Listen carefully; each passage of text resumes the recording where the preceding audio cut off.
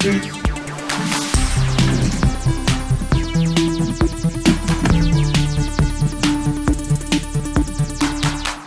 everyone, welcome to GameFace, episode 244 on Sifted Games at Sifted.net. I'm Shane Satterfield, the founder of Sifted, and here we are on a Tuesday, a little later than we had originally planned. My awesome co-host Matt Kyle had some things he had to take care of today. Matt, you just got yourself a new pet, right? Yep, there's a new cat in the house. Can't show her yet. She's still in isolation in the other bathroom until she has a clean bill of health. But I had to take her and my other cat to the vet today and get some vaccinations and some blood tests, and we'll see that they're all okay. And we'll be meeting your new friend next week on the show, right? Probably next week. She's much clingier than my other cat, so she will probably be in here during the shows, I would imagine, from now on. She also likes to rub the laptop while I'm on it. So you'll probably see a black cat wandering around. You might hear some purring in the mic a little bit here and there too as well. Maybe.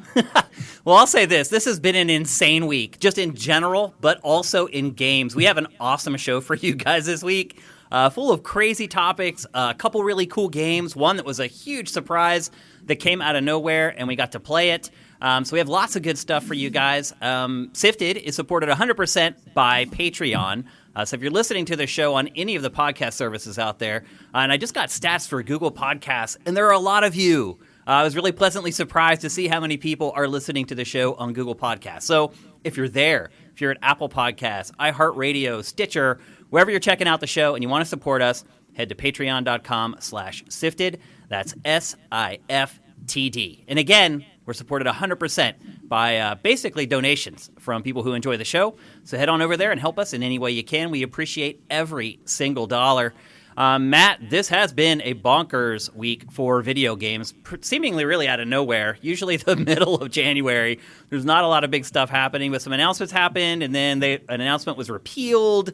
Lots of crazy, crazy stuff going on. And in the midst of all that, we had a huge milestone at Sifted this week. Sifted hit 100,000 pieces of content that are now in our system, being sifted by our database, by your SIFT settings to give you guys all a custom feed. 100,000 pieces of content are now being considered every time you render your SIFT. It's amazing. Every single one of those was hand-curated by a human being. There are no bots working on Sifted. It's all humans looking at every single piece of content, deciding whether it should be added to the site or not, then ranked, then categorized. Then you guys give us your ranks, and then we give you a custom feed of content. You can't get it anywhere else. It's been hilarious. In my Twitter feed lately, I've been getting ads from, I think, TikTok. And like their big thing is like custom feeds. And I'm like, bro, we did that 5 years ago. But it just goes to show you, 5 years now, the site's been running. There still is another gaming website that's even anything like Sifted or does anything like what Sifted does. So I'm very proud of this accomplishment. It also shows that what we built, a human being can get a lot done with our admin. And it was built that way from the beginning to make sure we can maximize our time. But I just want to thank everyone who has ever curated for us. We've had lots of people come and go. Wario64 was one of our first curators. He's been gone for a while now, but I want to thank him. But above and beyond everyone, I want to thank Vincent Borchardt. He is a curation warrior. Without him, we never would have hit 100K. It just wouldn't have happened. I want to thank Bentley, Burko, Thiesh.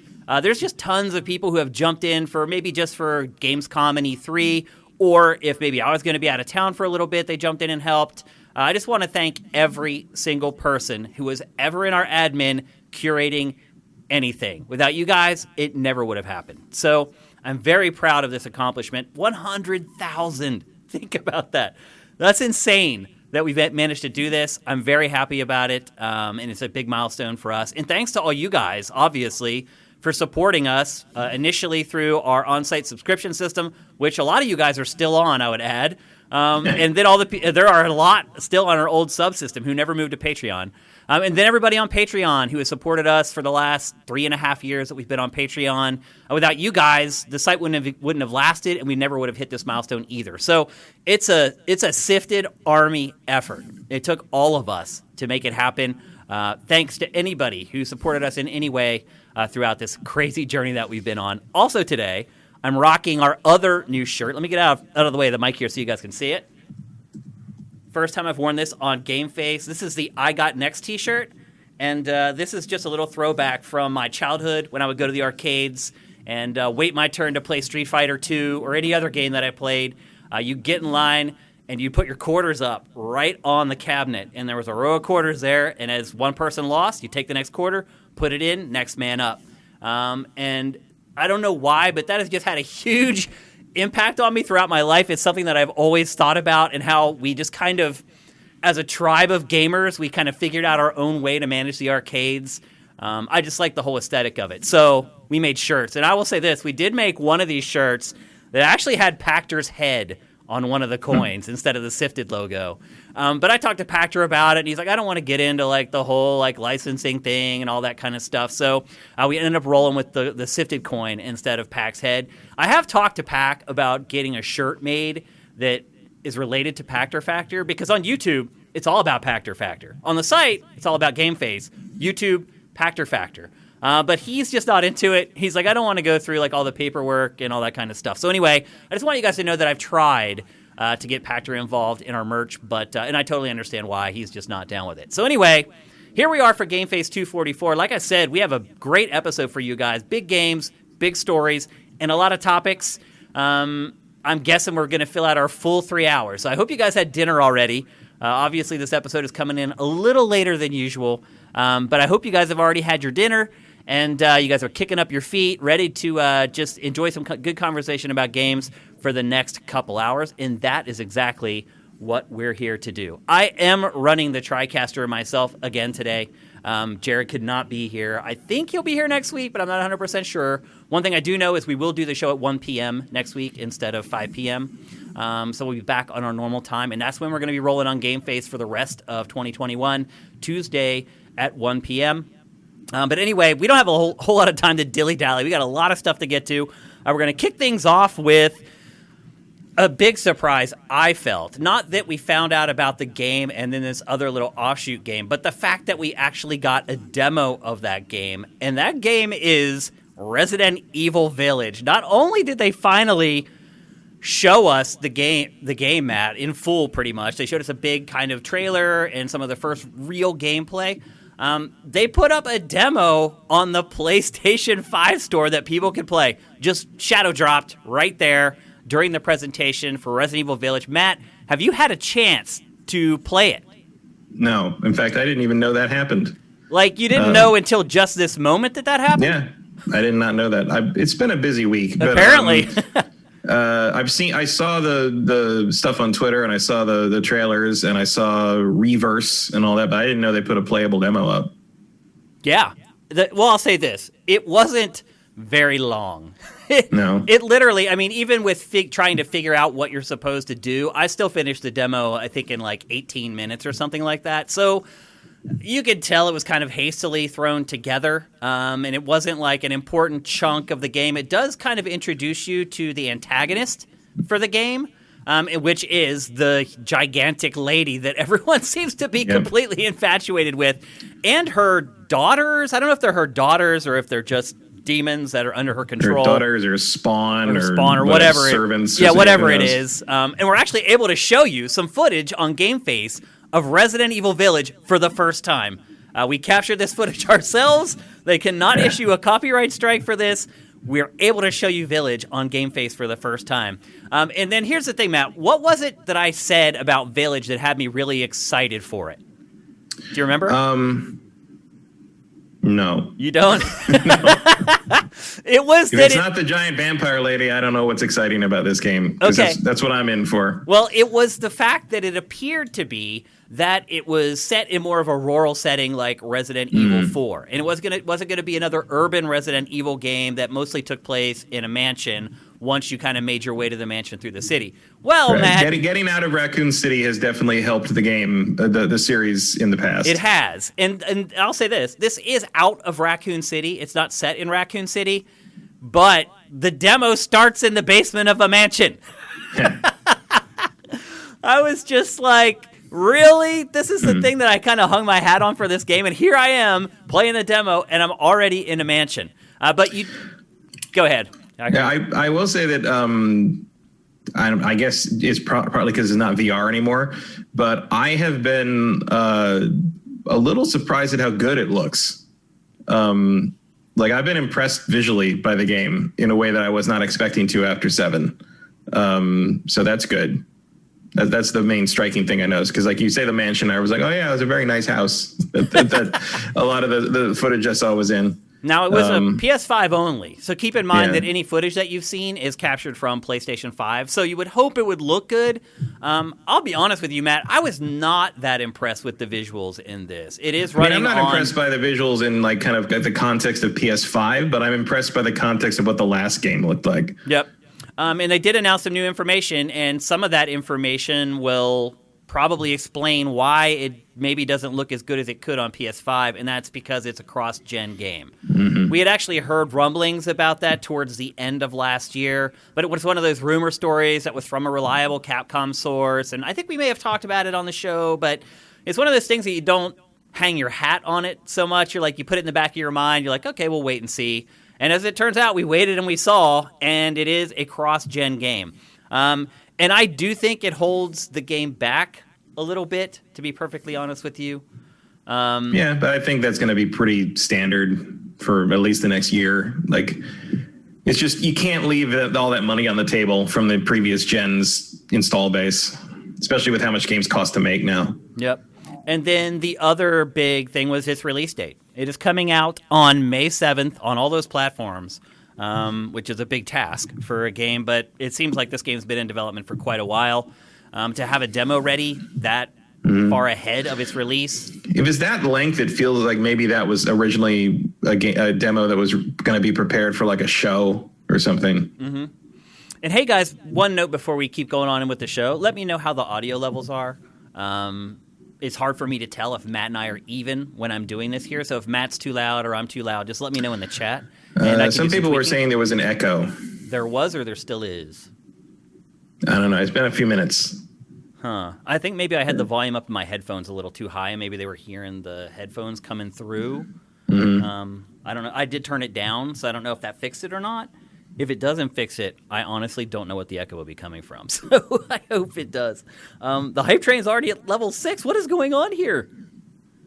Oh my gosh. You guys are going crazy. Lesteves says the sound is perfect. Okay.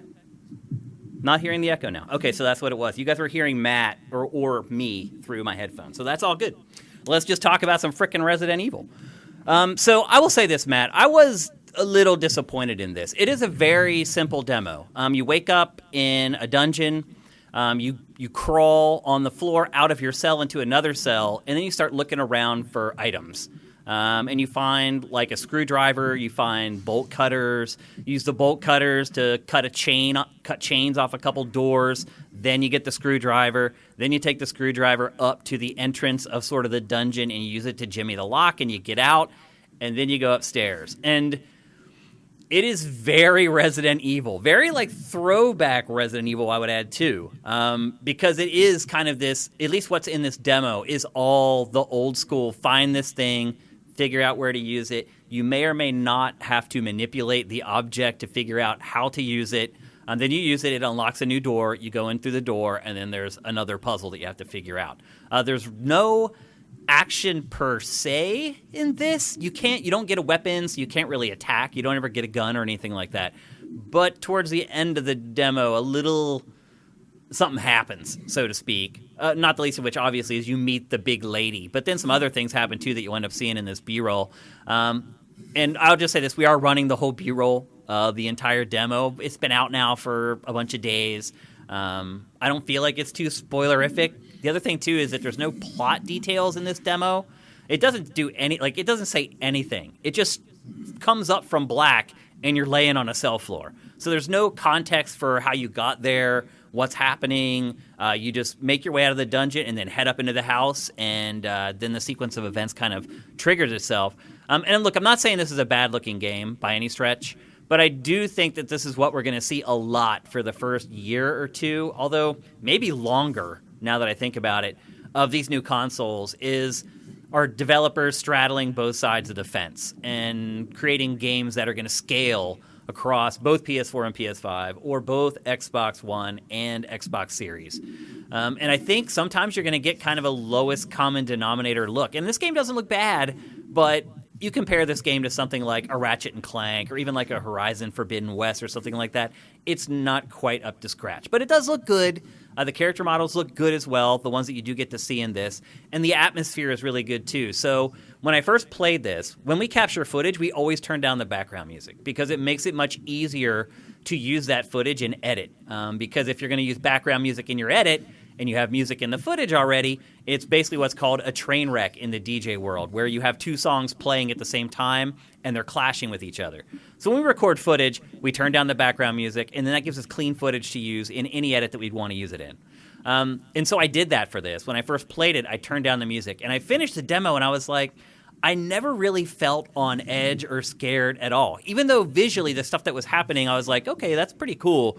Then I played it again, and it was much easier because I knew what to do, and I turned the background music on. And it's really amazing, Matt, what a difference background music makes to a horror game. It completely changed it. It's really bizarre. And I do this all the time. Usually games, it's not like that. Like if I do it with like Assassin's Creed or like Immortals Phoenix Rising, like it adds a little flavor to the game, and a lot of times the music will help put you in the setting, especially with like Assassin's Creed because it's set in different parts of the world. But really, it doesn't drive kind of the mood of the game. But man, in this game, the music changed everything. I was like, wow. Because I wasn't getting like the stabs, like the jump scare, like stabs that you're supposed to get. And so like at the end of this, somebody makes an appearance, and it didn't have the impact it was supposed to have the first time I played through it. And look, this is just one of the travails of working in the industry. A lot of times when you're grabbing footage, you don't get to experience the game the way you really should in a lot of cases, or really the way that you want to at a base level. So I went back, and because it was so short and I knew what to do, I played it again. I literally finished it in like 7 minutes or something like that the second time. So what's here is not very robust. I think it does give you a rough idea of what the final game is going to be like. It does introduce you to the antagonist, which is important. But I'm hoping that it's not very representative of the final game, to be perfectly honest with you. Like, how does it compare to 7? It feels like an old Resident Evil instead of Resident Evil 7, honestly. Other than the folks that you end up running into in the mansion, they fit more with RE7 than the old Resident Evils because they're not zombies. They're like witches, I think. So one part of the demo, you go into this one room, you find a goblet, you examine the goblet, you find a ring in the goblet. When you take the ring out, and before you'd already discovered that there's like an eyeball missing on this door, and the ring is an eyeball. So you're like, oh, I need to take this ring up to that thing and put it in there, and it'll open the door. So when you go back out of that room and start going up to use the ring, you see like this witch or whatever she is walking up the stairs, and then I slowed down and was like just kind of creeping behind her, and she kind of turns a corner and then just disappears into like bats. And so I'm not sure that this is like about zombies or a typical like T virus. It appears that like witchcraft is a big part of it. And obviously lycanthropes, werewolves are a big part of it as well. So it should have a different flavor, but what you actually play in this demo does not. It has a very similar vibe to the old Resident Evil games. And again, if you have a PS5, you can download this and play it right now. I do not know how long the demo is going to stay up there. But I know it's still there right now, and you can go download it and you can play it for yourself. There's not a lot of wiggle room in the demo where you can kind of try other stuff and like milk more time out of it. It's very linear. There's a very set of things that you have to do in order to complete the demo. And there's, like you can see, there's a couple things you can look at. But other than that, pretty much you got to complete each objective in the exact order, watch the triggered cutscenes until you reach the conclusion of it. So I guess I would say, Matt, after playing the demo, I'm a little less excited for the game, but I'm also not so deluded that I would think that this is really any kind of a representation for it. So I was hoping that the demo would be a little more like what they've shown of the game so far, instead of being kind of a throwback bit. At the same time, I can kind of understand why Capcom would do that. it seems to me most people are okay with RE7, but I do know a lot of people who are big Resident Evil fans that did not like it. I think Mitch was one of them, actually. He's a huge... Yeah, Mitch did not like it. I have never played Resident Evil 7 because I think it just looks like garbage. It's so opposite of what I want from a Resident Evil. I mean, I've thought about actually playing it because I did get it in the the PlayStation Plus PS5, that they put up the 20 games or whatever for PS5 launch, and that's in there, so I could just play it. I'm thinking about just playing it before this one comes out, just so I know what I'm comparing it to, because it's still it's still a sequel to 7 more than a lot of other things. Yeah, you play. I should have mentioned. I'm glad you brought that up. You play as the same lead character as Resident Evil 7, and they know you. But what I will say about what I've seen of 8 in this week is. I'm right there with the internet as a big fan of the giant vampire lady. And the main, not just because, not because, there's a lot of like weird fetishism going on around that. But my thing is like, this is the first glimmer of charisma I've seen from Resident Evil since like 4. Yeah. Like, it's the first time in probably 15 years I've seen a character in a Resident Evil game that I was like, oh, I want to know more about that character. Like, it's not since like a couple of the Resident Evil 4 people, like the little Napoleon guy was sort of a similar. Yeah. I'm like, oh, I want Salazar, wasn't it? Or Salazar. That's right. Yeah, Salazar. Like, not like Resident Evil has really lacked outside of the main characters. Like, obviously Wesker I like and stuff, but outside of the main characters, I've really felt like they've struggled to introduce anything or anyone who like captured any imagination or had any real verve. You're right. And I can't think giant of a single vampire character. lady fucking does it. Like she's I don't know what she's about, but I want to know. Like I want to find out what her deal is, which I haven't said about Resident Evil in a long, long time. So mission accomplished on that one. Yep. So I would agree with that. There has not been an iconic character. There wasn't one in 5, 6, or 7.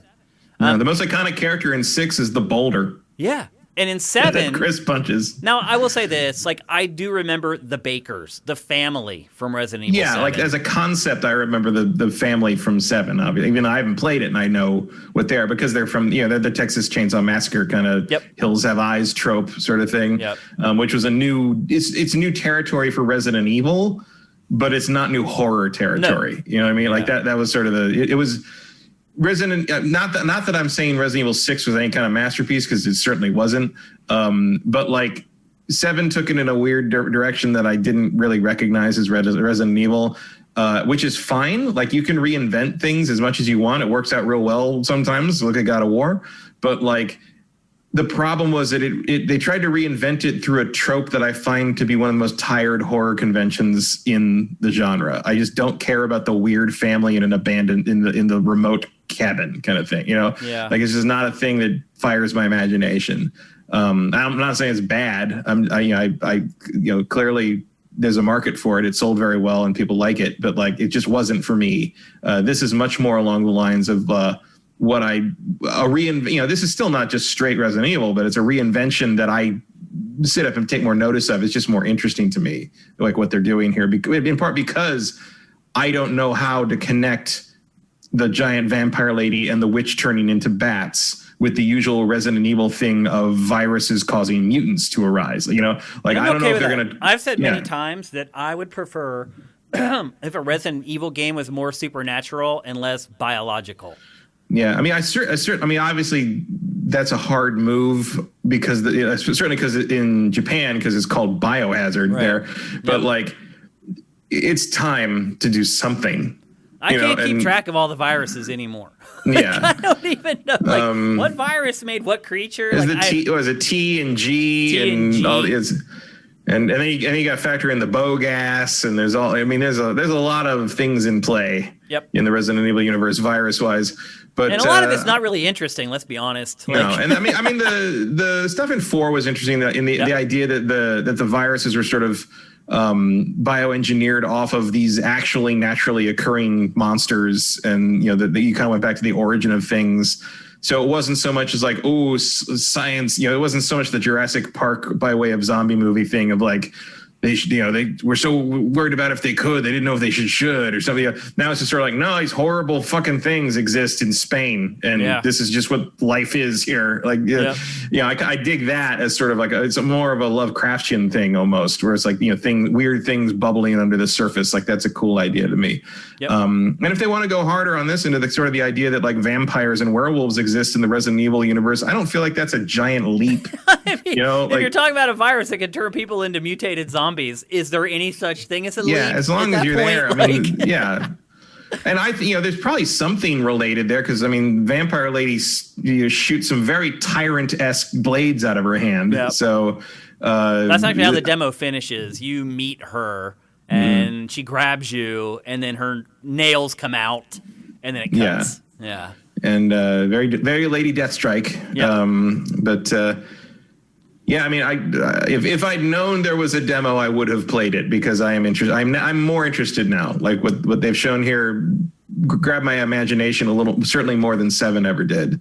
And it is Capcom first knows it person, too. which I think may ruffle some feathers from some fans as well. And Capcom knows it too because like they're doubling down on the Vampire Lady stuff already. Even day one, they already had that stuff locked and loaded and ready to go. It's smart. I mean, that's what you should be doing. People latch on to something like that, milk it for all it's worth. You got to ride that wave of hype because they have another 4 or 5 months before the game comes out. They got to keep that cycle going, and she is not going to carry the load all the way. So if they can get through like the early promo cycle just off of her hype before they really start showing the game, because the game will take over at that point. And if they can do that, then their marketing schedule should be looking pretty good to keep interest rolling right until it launches in May.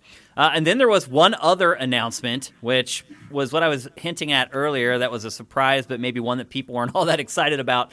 And that is that there is a asymmetrical multiplayer version of Resident Evil coming called Reverse. And the idea, the concept is fine. I have no problem with that, even though there's already kind of a game like it, to be perfectly honest. But this one, Matt, have you seen this? Did you get to check that out? Yeah, and actually, this is how I was alerted that there was a Resident Evil thing happening because 5 separate people texted me and said, "What the fuck is this horrible-looking thing that they just showed? What like, the hell? Like, what have they done to my characters?" Kind of thing. It looks like a freaking mobile game. Yeah, literally looks like a mobile game. And look, I don't. Why you keep trying to make Resident Evil multiplayer? Like, you're trying to make fetch happen over and over again with this. Mercenaries is all we need. Just keep making mercenaries better. Is fine. Stop trying to reinvent mercenaries, basically. But like this looked, wow. Man, like it doesn't even. Here's the thing. So they're releasing it with Village. It looks nothing like Village. It's freaking cell shaded, and the characters have like. We can't show you because Capcom will give us a copyright strike. But maybe this is why Capcom gives out copyright. This is one game that Capcom should hide. Look, I'm trying to describe it to you like I'm describing a painting. But the characters have like these outlines around them, and everything in the world has an outline around it. And the visuals are cel shaded and they look goofy. And it is the classic like Resident Evil characters, but they look so different in this setting that it's just there's a big disconnect for me there. It looks like hot garbage. Yeah, you know what it looks like to me? It looks kind of like Ill Bleed on the Dreamcast. Yeah. Like fidelity wise and art style wise, it's not a compliment. Thinking, Matt? Like, how could they look at that and be like, yeah, this makes sense to release with It looks Village? like something somebody whipped up in like on their weekend or something. It does. It looks weird. like a proof of concept that they would bring into the office and be like, you think this is cool? Like, if not, no big deal. It only took me a day to make it. Like, I mean, it's not going to dissuade me from no. Like, it's just obviously just sort of like some extra thing. Yeah. But like, it's so weird. They keep trying to make that a thing. But they've had the proper template for that idea since Resident Evil 4. Yeah. Since they did the Mercenaries mode. I don't get it. I mean, I know why. They need a service. Like, oh, sure. But I'm sure you saw today that WB Games... Why not build it on the Mercenaries idea is what I'm saying. You've got a much better multiplayer idea that's 15 years old and you've never really capitalized on fully in an online setting. Like, why not make a really robust Mercenaries? They should have just kept pushing that because some people got really into Mercenaries in RE4. Like, it became a thing for a lot of people, and they just kind of abandoned it after a while. So Is not happening for Village, I can tell you that much. How do you feel about the first-person perspective, Matt? Are you okay with it? I guess. I mean, I don't really care about perspective one way or the other when I'm not creating the character. Like if I'm creating a character or like changing their equipment, I'd like to see them in third person. But if it's a set character, I don't really mind one way or the other. And if I want to play third person Resident Evil, I can just play Resident Evil 2, the remake. Yeah. It's okay. And like maybe, if you're going to do something kind of Nemesis-y and have me be chased by Vampire Lady or some like big, maybe makes more sense to do first person because that's sort of like the bread and butter of like kind of the indie horror games that have been around for like the last 7 or 8 years, like the Outlasts and Amnesia stuff. Like, so if that's kind of the trend now and has been. So for most people, I think it is more immersive. I think people push back when they're used to a franchise being played in third person and it switches to first person. But me personally, I really don't have any issue with it at all. And any game, to me, where I'm going to have to shoot a lot should be in first person. It's the best way to play a shooter. I get it. There's a disconnect when you can't see your character on screen at all times, and maybe you don't bond with the character as much as you would have if they were on screen at all times. But for immersion and for gameplay purposes, to me, first person is the way to go. I had no problem with it with Resident Evil 7, and the lead character is so nondescript anyway. It's like, does it even matter? Like, it's just like, it might as well be... I don't really want to look at this guy. I mean, he might as well be Nathan Drake. He's just generic white dude is pretty much what it is. The character for RE7 and this game is not like this unique, like, cool character that people are going to, like, cosplay as and stuff like that. It's just not one of those things. So I think they made the right decision, particularly if this game is going to be real shooting heavy. And I'm not averse to third-person shooters either. Obviously, I love Resident Evil 4 still. And it did kind of change how third-person shooting would be handled in action games going forward. And it did a great job of it. But for me personally, if a game is going to require that I shoot a lot, I would almost always prefer to play it from a first-person perspective. Which I'm kind of sad we're not going to be able to play Resident Evil 4 again for a while. Yeah, that was another thing that broke this week is the remake of Resident Evil 4 has been delayed. And it's weird because I don't even know that it was ever really officially announced, to be honest. Yeah, I don't remember there being an actual like expectation of when it was coming to me. Yeah. But I don't know. It's nice of them to mention it. Well, I think what happened is the person who leaked that it was coming is also the person who leaked that, now it's delayed. So I don't know if this person is trying to cover their butt because maybe they found out the story wasn't legit. I don't know. But yeah, there's apparently a remake of RE4 coming. The story goes that there was an argument internally over how much the game should be updated and changed. Some people were like, you know what, it needs to stay true to what it was. And then another group inside Capcom was saying, it's a great game, but there's still a lot of stuff that needs to be fixed for it to be released in 2021. So my guess is it probably ends up somewhere like where the RE2 remake was, where it was still very truthful and honest to the base game, but still kind of brought it up into modern day so it didn't feel like you're playing a 20-some-year-old game. So, and obviously it doesn't need that as badly as Resident Evil 2 and 3, but like it's... the last time I went back to 4, it was a little clunky in places. Sure. So. Well, I mean, it's weird. It's like you can't like move and shoot. The original game you couldn't. You were basically a tripod when you were shooting. So there are some things that they have to update for this version for sure. It'll be interesting to see how far they go. But as one of my favorite games of all time, I don't want to play it and feel like I'm playing something else. You know what I'm saying? Mm-hmm. And a lot of people are going to be playing it for the first time with this remake of it. So, yeah, I mean, it's still my favorite Resident Evil. So I think most people would probably looking forward to it. Yep. It's also like there's some remake drama this week. It's not big enough to be a subject, but this similar thing happened with Blizzard, where they took the Diablo 2 remaster away from the internal team that screwed up the Warcraft 3 remake and gave the Diablo 2 remaster to Vicarious Visions, which is good news because to me, Diablo 2 is a more important remaster than Warcraft 3. Warcraft 3's main significance in gaming is that we got Dota from it. Yeah. The game itself is not particularly compelling to me. But Diablo 2 is one of my favorites, so I was glad to hear that they handed that over to a studio that will do it justice. Vicarious Visions, that studio has done everything. Like, it used to make like all the handheld Tony Hawk games, I believe, back in the day. Like, Neversoft would handle the console versions, and they would handle like the handheld interpretation of it. They have really run the gamut as far as genres that they have worked on in the past. So it'd be interesting to see what they do with that game. But they are very capable, and across the years have proven to be pretty good. So I have a good and they're very good at knowing when to leave things alone too. Yep, that's true. Yep. So anyway, that's the latest on all things Resident Evil, not just Village, but then the RE-verse and then RE4, the remake being delayed. Lots of stuff happening with Resident Evil, but what's most important that you need to remember is Village comes out on May 7th, cross-gen for pretty much everything. All right, let's move on. We're going to talk next about Konami. And Matt, based upon what happened this week, I have a feeling we may not be talking about Konami a whole lot longer here on GameFace. The original. I'm surprised we're still talking about it for this. It just seems like it's slowly collapsing like a flan in a cupboard at this point. Well, the original story that was making the rounds on social media and the internet was that Konami had stopped creating games, period. That it was no longer going to make video games, and it had closed all its studios. And then Konami was like... What a difference. Yeah, well, Konami was like, whoa, slow your roll. That's not what's happening. Instead, we're consolidating our 3 remaining game development studios into one studio. Does that make you feel any better, Matt?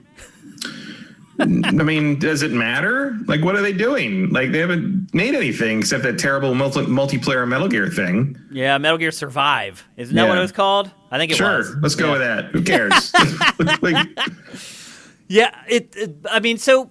Very poorly named. So Konami has been going down this path for a while now. And we've known it. We've talked about it many times here on GameFace. But I think we're starting to near the end game here. And I guess the big question becomes is, what is the end game? I mean, obviously they're going to slow down development of games, probably eventually stop. Like, that one last studio will eventually be closed. I don't know how long it's going to be, but it's eventually going to happen. But what happens when Konami gets to that point where it no longer, and it's kind of there already, but it no longer even wants to attempt to work on its own IP? What will happen to that IP then? I mean, there's basically 3 options there. One, you just let it sit and languish and never do anything with it again. 2, you kind of do a Lucasfilm Games thing and sort of parcel them out as projects to other developers and sort of serve as a licensing, like kind of a clearinghouse for the IP you own. Or 3, you just sort of sit on it and use it to license out as like other media. Like the Castlevania Netflix show or a Metal Gear movie or things like that. Like, you don't make games out of them anymore, but you try to break into other forms of media with it. Those are the 3 options I can see. Wouldn't 4 be sell your IP? I mean, yeah, I guess so. But if they were going to do that, why didn't they do that already? Because I think up until this point, they've had delusions that they were going to keep making games. Because they've pushed back on this a bunch of times, Matt, where people report Konami's done, they're not making games anymore. And the next day they put out a press release. We're like, no, what are you talking about? We got all this stuff we're working on. Just sit tight, wait. And then we do see it eventually, and it's like this weird like mobile version of Frogger. Or it's like that Bomberman game that launched with the Switch, Bomberman R or whatever it is. Or Metal Gear Survive, for example. I mean, there's a perfect example of it. You know, they actually tried to make a new Metal Gear game, and it ended up being a complete disaster. And that was using people who worked with Kojima, that stayed behind, that didn't go with him to his new studio. They kept those people around, kept them employed, and they worked on this, and it was a disaster. So Konami has probably, I'm guessing, accepted at this point that, us making big-budget AAA games is not something that we're probably going to do anymore. I think it's accepted that at this point. Because Survive did poorly in both directions. It did poorly with critics, and it did poorly with fans. And it did poorly at retail. It didn't sell. And I'm guessing, they didn't put as much into this, nowhere near as much into this, as they did for Kojima's Metal Gear games, which was why Kojima left, and they got tired of him taking 6 years to make a game. And And so they got what they wanted. They got a Metal Gear game that only took a year or two to make, but they also saw what you get when you do that, which is not much. Not much positive feedback from fans, not much money in the bank from sales, and not a whole lot of positive vibrations from critics either. So, to me, I hear you.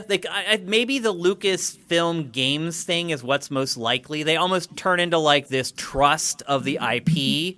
Yeah, I mean that would make some sense. Because look, if you don't want to make AAA games anymore, you're discounting basically your entire IP library outside of the stuff that has been translated successfully to mobile. Like, what's a non-AAA Silent Hill game or a Metal Gear game or Castlevania? Like, what, you just do like Gradius on phones forever? Like, or they go back old school with like a top-down 2D Metal Gear or something like that for mobile. I mean, even that seems like more effort than they're willing to put in, because making that good in a modern day would require a very tight game design. Well, I'll say this. Konami has done pretty well with its mobile games. I think it's figured out kind of the gacha mechanics. I mean, they're definitely making money. Like, they're successful. It's not like they're going to die as a company. No, they're not going anywhere. Yeah. It's just like they don't make anything I give a shit about anymore. And I know they have stuff I do give a shit about, and I would like to play another Castlevania game one day. That's really the only, like, where the ire I have for them comes from, is like, you're sitting on all this stuff, and you're kind of like the Silent Hill stuff that seems to have fizzled out. Was like, if you're not going to do anything with the IP, and if Sony's interested in doing something with the IP, let them do it. Like, that's free money for you. Like, or why not? Like, it's Castlevania, like, it's a shame in the world we live in now, where From Software's Souls stuff is a viable, like, marketable concept, that they haven't stepped up and made a fucking Castlevania game like that. I know. Like, that is what Bloodborne is, what Castlevania should be now. Like, that's what that should be. And if you found anyone to meet, of all these... You start talking about partners that you would want to work on your IP. From Software working on Castlevania would be gigantic. And it makes sense, because Castlevania was also hard as balls. Like, it's perfect. And I would guess that, some of the people who worked on the Soul series at From Software were probably huge Castlevania fans growing up. Like, I don't think it's on accident. There's no way those games were not influenced by that. I don't think it's an accident that Dark Souls and Demon Souls are basically 3D equivalents of Castlevania. And that's just a perfect match. So there we have a good match for Castlevania. Sony, I think, would be more than willing to pay a big fee to get the Metal Gear license and maybe give it to one of its internal studios to work on. We talked last week about Sony San Diego, how it's picking up Uncharted or Killzone, and they're kind of looking for places to farm out this IP. I'm sure Sony, if it could get Metal Gear, would be willing to dedicate one of its studios to creating an exclusive Metal Gear game for PlayStation 5. And it may be Kojima. Imagine that, Matt. Like, imagine if Konami does get to the place where they're like, okay, we're ready to license Metal Gear. They go and talk to Sony. Sony's like, all right, we're willing to pay it. Here's your check. And then they hand it to Kojima. Yeah, I mean, I'm skeptical that Kojima would want to touch that again. That was my next question. But do you think that he would even want to do it? I don't think so. I think he did what he was going to do there. And where do you go? Like, as Kojima, where do you go from there? Like, after the debacle of Metal Gear Solid 5, from his perspective, not that turned out to be a bad game, but, like, clearly it wasn't what he had in his head. Well, the insane thing about Metal Gear Solid 5 is how long and big the game is, and yet after it was released, he's like, "Oh, we had to cut like so much out of it." It's like, bro, you had like 50 hours to figure it out. Well, yeah, but there's almost no narrative in it, and the bulk of the game is just repetitive gameplay over and over again. And the gameplay is good, but it's a giant empty world with nothing to do except at the destinations you're headed to for the missions, and then. I mean, for God's sake, the game has one of the upgrades in the game is shortening the fake load times in the helicopter. Like, there's some choices, and judging by how much of the story, quote unquote, is told through audio tapes, I can definitely believe that a lot of stuff ended up on the cutting room floor in terms of what was supposed to be cutscenes and cinematics. I mean, for God's sake, why would you hire Kiefer Sutherland just to do what's in that game? It doesn't make any sense. And the money they had to pay him, it does make. I mean, look, I don't begrudge Konami. I know a lot of people. I know a lot of people hate Konami after what happened with Kojima. They made a smart business decision. No, Like, I he think was everyone ruining them. I think everyone was the asshole on that one. Like Konami, knew what they had, but they got too impatient. But I see why they got impatient, because Kojima was pretty much taking advantage of him in places, Yep. and just not managing his time properly. And the funny thing is, like, we see from Death Stranding He can get it that done. he can do Yeah, it. He can do it. Like he made a game that was Konami had to be entirely so finished and pissed. relatively polished in a normal amount of development time. Konami watched that and was just like, "Are you money. effing kidding me? You got that game done in 2 years, and we had to wait 7 years for a Metal Gear game?" Like, well, I do feel that, like, he was in a position at Konami where no one could tell him no. yeah, I think he was milking it, man, for all it's worth. Yeah, like, a little bit, yeah. Dude, Where Sony is just like, I mean, you're cool, but we don't care who you are, really. It's like, Yeah. get the thing done or get out. Yep, and he got it done. I mean, he did it. Funny how that works. Yeah.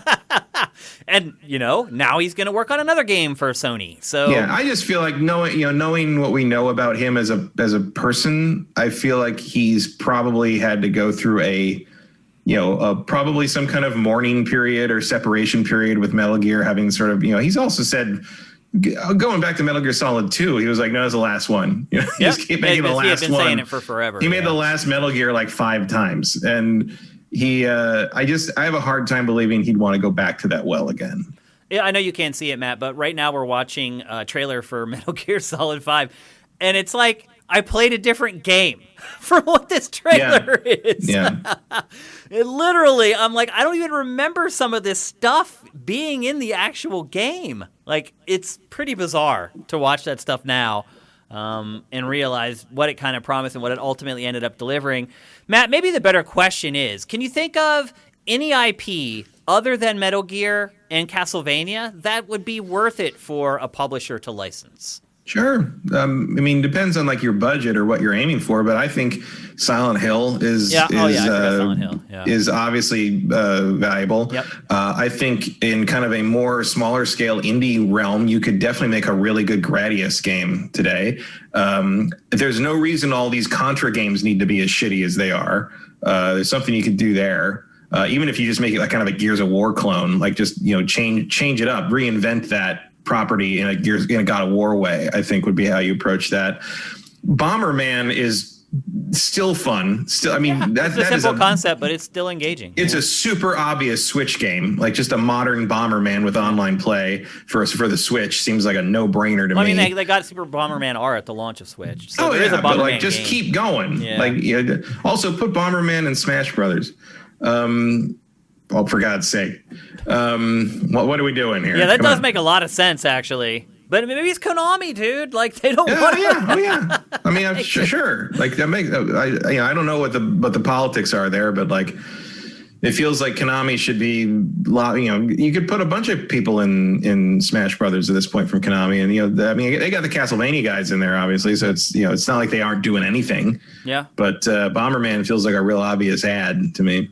Yeah, I mean, Bomberman in 2021 feels like a mobile game to me. Yeah, it's could perfect. be. I mean, it would work. I mean, I don't know. Touch like, and screen now I'm kind of out of Konami franchises. That's it, though. Yeah, I mean, that's pretty much all they got. And honestly, Matt, I think only 3 of those would really be desirable. Maybe Contra. Contra's kind of right on the edge, but it's been so long. Most people who play games don't even know what Contra is at this point. Yeah. Oh, I mean, and of course, personally, to me, I would kill a man to get a Suikoden collection. And that's definitely not happening. Probably not. Although the But people you're right, though. that That's another franchise that you could revive, and it would have some interest, if only because Suikoden, and with its kind of like base building and collecting characters, like that would absolutely translate today. Yeah. And matter of fact, the team that made some of the Suikodens did a Kickstarter for a new game that I actually did back, and they're going to make it comes out in like a year and a half, but like they're going to do that, and it's still going to be a thing. Like great. Also. Where is this? Where was that?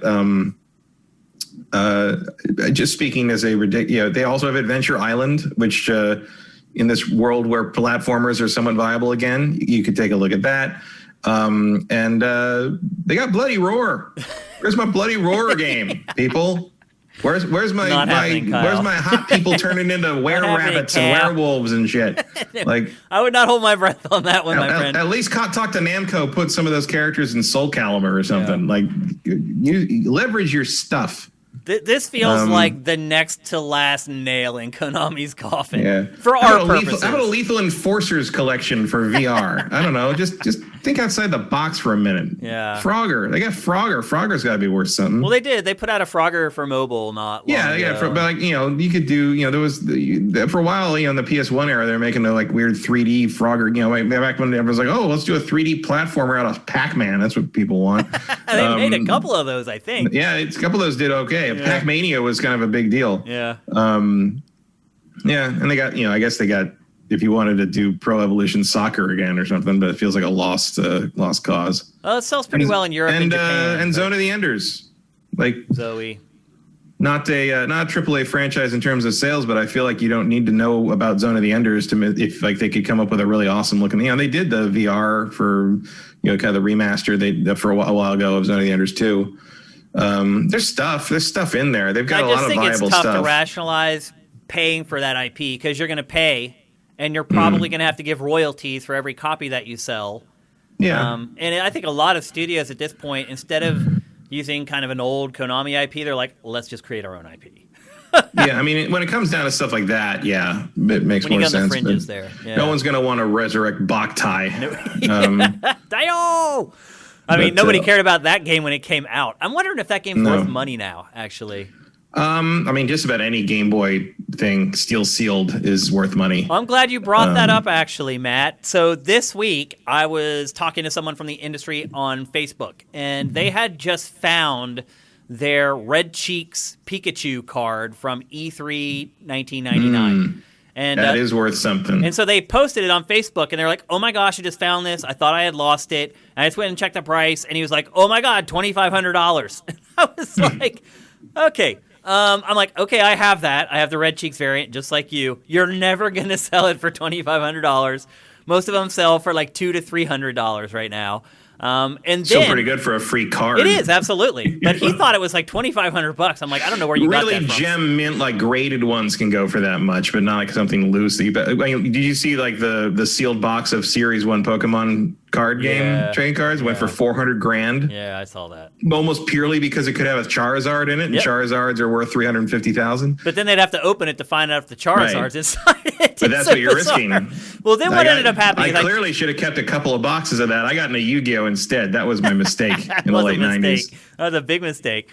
So anyway, I told him, I'm like, you could probably sell it for $300, but just hold on to it. Like, you're not ready to retire. Like, wait till you're ready to retire and sell it then. It'll be worth more. And then Ryan Stevens jumped in, and you guys probably all know who Ryan Stevens is. He was my right-hand man at Game Trailers the entire time I was there. And he worked at G4 with Matt and I as well. He jumped into the conversation. He's like, oh, I guess you don't have that Twilight Princess DS cart. And I wrote back, I was like, why? And he's like, check the price on that one. And I did. And it was like $3,000. And then the bell went off in my head. I was like, I have that. I have that cart. And I had no idea it was worth that much money. So I immediately ran from the computer, and I was like, I had just kind of reorganized all my stuff. And that's when I remembered seeing it. But I didn't remember where I put it. And I also realized that I had not been babying it all this time. It had just been thrown around and stored in Ziploc bags and crap. And so I went and I found it and I pulled it out. Luckily, it still looks mint, pristine, brand new. But I have the freaking thing. I had no idea it was worth that much money. Holy crap. Yeah. It's just a DS cart that has a trailer on it. That's all it is. Yeah, some of those, Nintendo collectors are hardcore. That's all there is to it.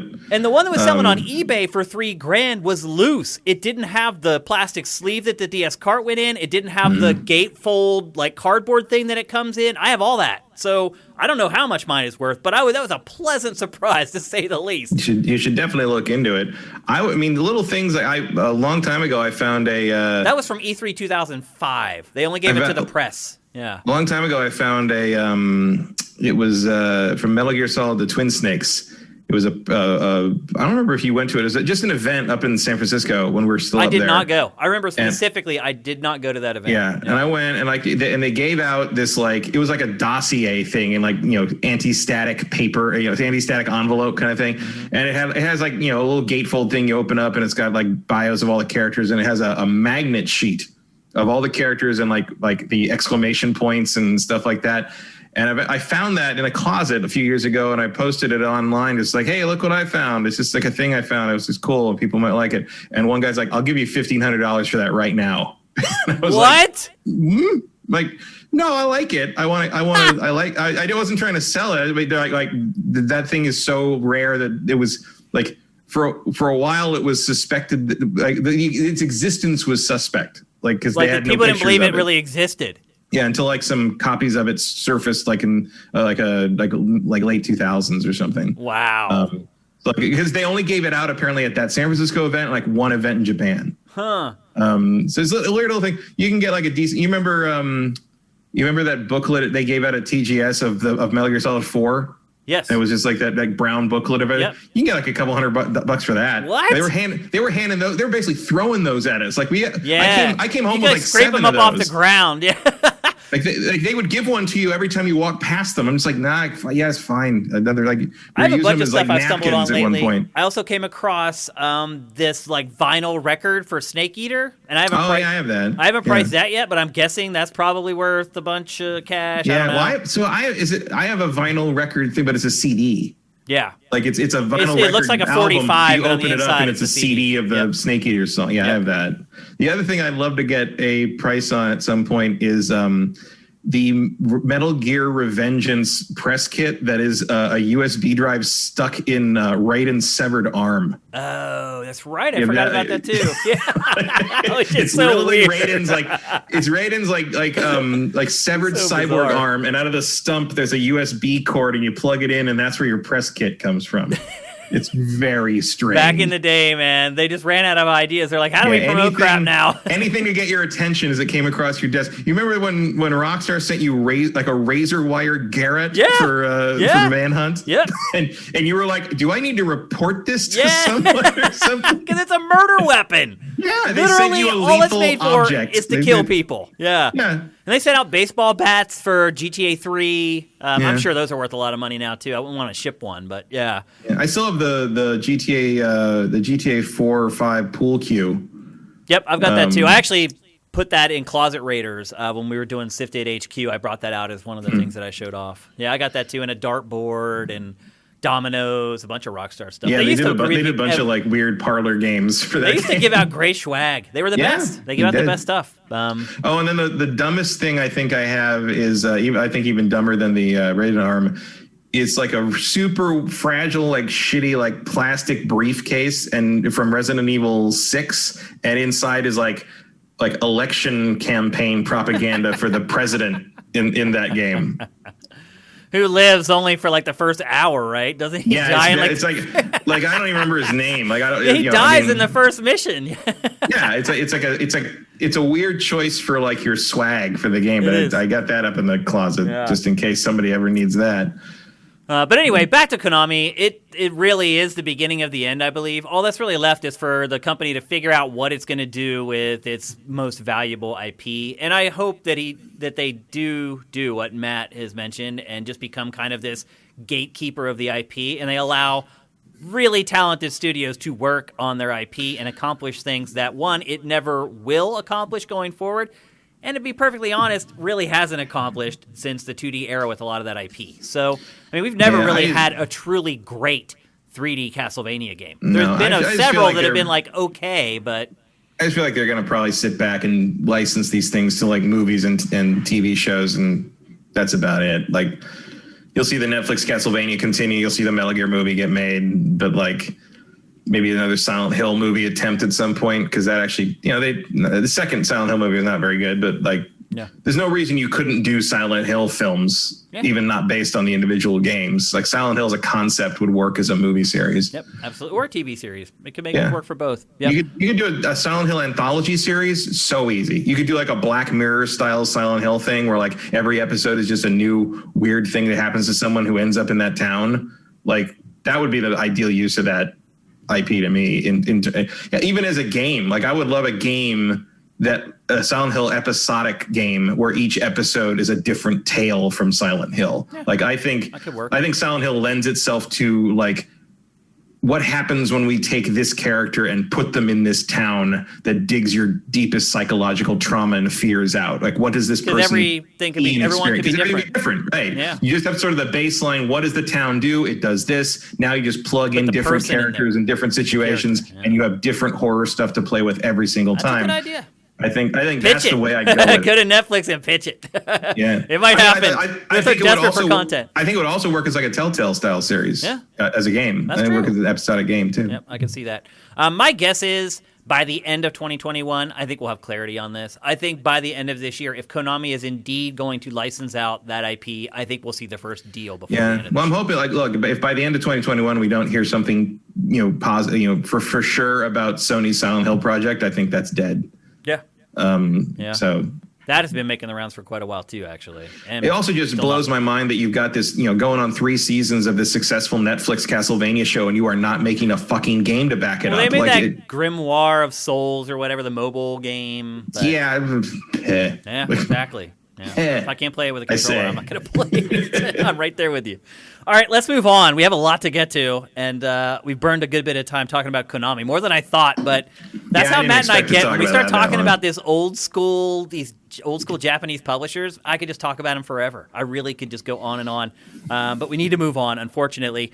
And next up, we spoke last week about how the Star Wars license has basically, I wouldn't say been taken away from EA, but it's lost its exclusivity over the Star Wars license. And now Ubisoft and other publishers are starting to create Star Wars games. And really, we didn't hear anything about it after that until yet another leak or a rumor appeared this past week that suggested that Knights of the Old Republic 3 will not be created by BioWare, and nor will it be created by EA, under the EA umbrella. Matt, first of all, how do you feel about, in general, and with BioWare, how do you feel about new studios taking over properties that another studio kind of created? I'm fine with it. Okay. Especially in this case. Okay. I don't want current BioWare to make a Knights of the Old Republic game. Why? If I'm completely honest, because I don't think they make good games anymore. We'll see what Dragon Age 4 looks like, but they have blown it at least 3 times in a row now for me, and I would rather someone else get a shot. Knights of the Old Republic means too much to me to waste on modern BioWare working under EA's like ridiculous auspices. Like, take it elsewhere. Makes complete sense to me if I'm seeing it from Lucasfilm Games perspective. BioWare now is not the BioWare that made Knights of the Old Republic. And also but you would have more faith that some random new studio would do a better. Look, I get it. All the people who worked on this game, they aren't. There are plenty of other studios I would trust well over BioWare out there to make a good Knights of the Old Republic remake. Which ones? So what would you target, Matt? Well, I think there have been some hints that people dropped of who might it be. Basically, it's like, oh, you'll never guess who's making it. And people are like, oh, is it no? And it's like, no, it's just like not someone you would maybe be a household name, basically. And I think, I do not have inside info on this, but I think In Exile is making it. I was just going to say that it makes too much sense. In Exile is a bunch of ex-BioWare and Obsidian people. Yep. Or Obsidian, honestly. Obsidian maybe, but I don't know if you want to get straight in bed with a Microsoft exclusive. But Microsoft, it was only on the Xbox before, right, console-wise. Yeah, so that would also make exclusive. sense. And it's the only way to play it on consoles now is to play it backwards compatible on the Xbox. So that's not impossible. Obsidian would be my second choice. How would you feel, though, if that Obsidian meant that Avowed, which is its new game, got put on the back burner? Would you prefer that they work on KOTOR 3? I don't know. For those of you who don't know, Avowed is basically their Elder Scrolls killer. Yeah, their Skyrim. Yeah, it's set in the Pillars of Eternity universe. First off, I think Obsidian has the bandwidth to do both. Okay, yeah, I mean they have actually kind of proven that, haven't they? Yeah. Obsidian. I think Obsidian would be a good pick. I mean, they are some of the people that made the old Knights of the Old Republic 2 are still there. Like, it was they don't have some of the Chris Avellone or anybody, but like. I think they would do a good job. In Exile, I think just makes a lot of sense as well. It's Brian Fargo. It's they made with Wasteland 2 and 3. I think they've got some pedigree in there. The Obsidian has more. If you want to make it more like the original KOTOR, more of a 3D game, and if you want to make it maybe more action oriented, I think Obsidian now has the chops to do that. Yeah, so that's what scares me about In Exile. Option is that it hasn't really done real-time 3D combat. Most of its stuff is like RTS style, like army versus army stuff. Sort of. I mean, Hunted the Demon's Forge was a 3D action combat game. Yeah. It wasn't great though either. It wasn't great, but it was like a decent first effort. Bard's Tale 4 was not a 3/4 perspective Wasteland game. I mean, there's options there. I think my ideal choice would be Obsidian, but for some reason In Exile is my guess for who's working on it. Because Obsidian, if you're gonna say someone online who knows something about this is gonna say like you'll never guess who's making it, that's not Obsidian. Yeah, well, definitely not, because that's the first guess. Yeah. I mean, let's be honest. Like, if there's one studio that makes the most sense. If BioWare's not making it, I'm gonna guess Obsidian because they made KOTOR 2. Right. So yeah. I mean, In Exile would be my guess. I guess the other option would be Larian, but In Exile supposedly has 2 RPG projects that no one knows what they are yet, and one of those could probably be KOTOR. Matt, do you want it to be real-time combat or turn-based combat? Which would you prefer?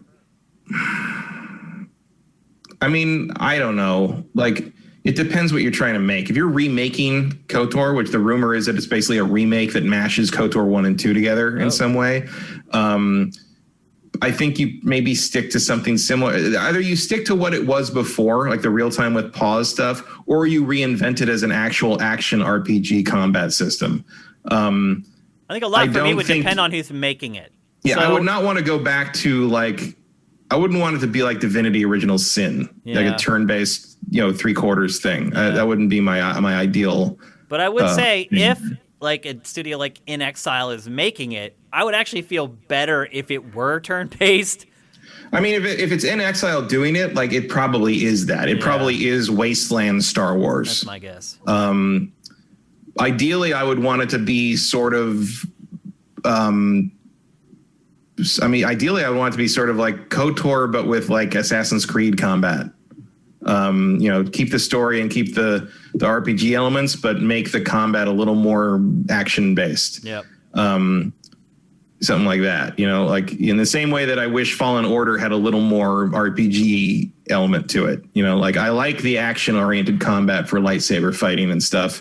I think the real time with pause was a decent solution for 2003, but I think you need to have something a little more visceral and feedback oriented for a modern game. Yeah, I don't even feel like Star Wars works well as a turn-based game, and I know that there's a mobile game that's hugely popular and continues to be hugely popular, but there's not like a lot of spells and other things that kind of spice up turn-based combat in a lot of RPGs. You have your blasters, and you can use some force powers, but for the most part, there aren't like crazy fire spells and wind spells and water spells that you're casting and they're drenching the whole battlefield in water and stuff like that. That's just not really Star Wars. So I think the aesthetic probably fits better with action-based combat. But if it's a studio, like a smaller studio like a Larian or an In Exile, I would rest easier knowing that the game was a turn-based game, to be honest.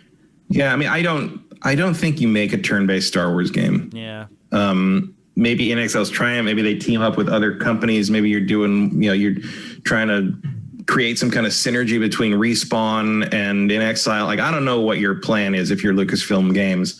All I can tell you is that if they're saying we wouldn't guess who's making it, it's not Obsidian. What if it's Respawn? Maybe. I mean, look, the Shinobi, what's his name? The guy with from the guy from NeoGAF or whatever. The guy with the Newman avatar. What's the new name for NeoGAF? Oh, Reset Era. Reset Era. Yeah. The Splinter thing. Yeah. The guy with the Newman avatar. He said it's not like you've never heard of them. They're just not a household name. And Respawn to me would be a household name in that context. Oh, okay. I had not read his quote on it at all, so I didn't know what it said. Good dude, by the way, Shinobi. He's a really good guy. So to me, like In Exile fits that bill. Like I've heard of them, but they're not a household name. Like non-hardcore people are not going to know who the hell In Exile is, and they've got people in there that have the pedigree to do an RPG like that. Certainly Torment Tides of Numenera is a kind of a nice pedigree if you want someone to do a Infinity Engine style KOTOR game. But I don't know. And beyond that, I don't really have any guesses. I guess, I don't know who else you would be in the wheelhouse. Maybe the people who made Pathfinder. Like everything. I keep going back to sort of worldwide. Now that they've cracked open this IP to pretty much any publisher or developer, it could be any studio. It really could. It's exciting. Like this is exciting. The other part of it too, Matt, that I like is like it's competition. So let's say you're Lucasfilm Games. You're like, okay, we're going to make a KOTOR 3. You pick 5 studios or whatever. You're like, okay, we want to make KOTOR 3. What's your vision for KOTOR 3? Then you have 5 studios all competing with each other to come up with the best concept for KOTOR 3. It's only going to make Star Wars video games better. Like all the stuff I've heard is that it's not KOTOR 3. It's a reimagining of KOTOR. Still, my point still stands. Like you're getting pitches from studios, and you're gonna be able to pick the best one instead of just taking whatever your studio comes up with. So, or in this case, because part of the point of this would be to recanonize Revan and all these elements of the Old Republic stuff. Yep. It's possible that Lucasfilm themselves had their idea and went around to various places and said, "This is what we want to make. How do you feel about it? And what would you do with it?" And maybe they picked whoever had the best feedback. That's another way they could have gone about it, because they've been hinting that they're going to recanonize the KOTOR stuff for years. For God's sake, I have all these KOTOR action figures on my desk here that they've made in the last 2 years, where it's like, why are you making these if you don't ever intend to go back to going to revive it? The well, right? Mm-hmm. They put out a Darth Revan lightsaber last year. Like it's a full full metal replica that I have in the other room. Like it's I almost moved that in here for the discussion in here, but I forgot. Instead, I just have Godzilla. Who also had a big week. It's been a crazy week. Yeah, the whole Godzilla versus Kong thing. And I don't think that movie looks very good, but everyone else seems to be excited for it. The last one was god awful. I have no faith in this one. Yeah, I don't either. Whatever. I just think people are so desperate for like hot pop culture stuff right now. Oh, sure. And look, to be fair, that hook punch that Kong gets off on Godzilla is a damn fine shot. It definitely is, but the whole thing just seems really corny and. Well, yeah, it's Godzilla. And the last one was not great. The last one I did not like at all. It was okay. I didn't like Skull Island. I was able to watch the whole thing, and I was so bored. But I think that's my point: is that people are starting to get really bored. Yeah, and they're just ready to suck up anything. Like some people that said they liked Wonder Woman. I'm like, man, you are so starved for entertainment at this point. Yeah, I guess it's crazy. Wonder Woman was not good, and I really wanted it to be good. It's one of the worst movies I've watched in I don't even know how long. I could just sit there and just pick apart every scene, just how many stupid movie-breaking things happen in every scene in that movie. But anyway, I digress. So, again, I think this is a new era for Star Wars games, and I'll be honest, I think we may be on the cusp of a renaissance of Star Wars games. It's been a really long time since we've had consistently good Star Wars output in our favorite entertainment medium, and I think we're right about there. I think we're going to start seeing it break here over the next year or two. So it's exciting. And all this other cool, and just Star Wars on its own, all the cool stuff that's happening right now with Star Wars, period. Like The Mandalorian second season, it's just amazing. Like it literally blew my mind. So it's all good, man. And you weren't all that impressed by the first season. I wasn't. So. I was not impressed with the first season at all. I was like, what are people talking about? Oh, my God, this is not as good as people said. And then you got to remember that Mandalorian season 1 was coming out alongside Rise of Skywalker. Yeah. So there was an element of like the juxtaposition between the two. Yeah. The idea of like when Mandalorian sort of showing you what the kind of Star Wars that we want and thought of as like that this is quintessential Star Wars, even if it's not completely reinventing the wheel. And then you go see Rise of Skywalker and it's like, what is this garbage? And I was glad that Mandalorian season 1 was around at the same time because it reminded me that it wasn't Star Wars. It was just this one movie. Yeah. It was, and again, one of the things I think and look, I love The Last Jedi. The Last Jedi is my favorite Star Wars movie, period. But the sequel trilogy forgot the Western. Yeah, it did. The sequel trilogy forgot that while Star Wars is a samurai epic and it's a space opera, it's also a Western. It is. Yeah, that is what The Mandalorian is. The Mandalorian nails that. And it's one of the things that makes Star Wars feel mythic, because that's what those old Westerns were. Yep. They were myths. And that's what Mandalorian gets right. Yep. If you're a Star Wars fan, it's blue skies ahead, people. And I am. And now, especially because they handed all the Disney Plus content over to Filoni and Favreau, like kind of spearheading everything. Like kind of finally Star Wars has its Kevin Feige. Yeah. The way he steers Marvel, those guys are going to steer Star Wars, at least in the Disney Plus realm. Lucas would be the guy to do that, but no.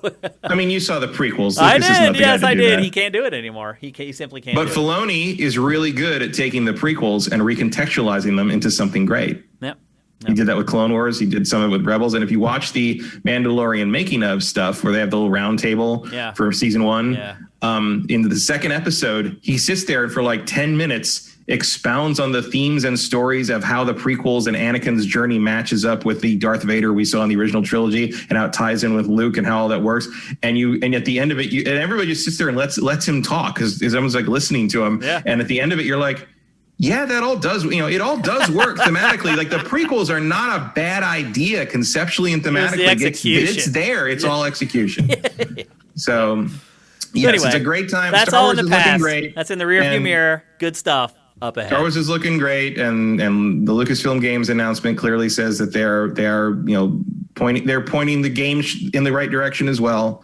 We should be seeing some Fallen Order 2 stuff any day, I would think. Yeah, about due. It's looking good. Yep, absolutely.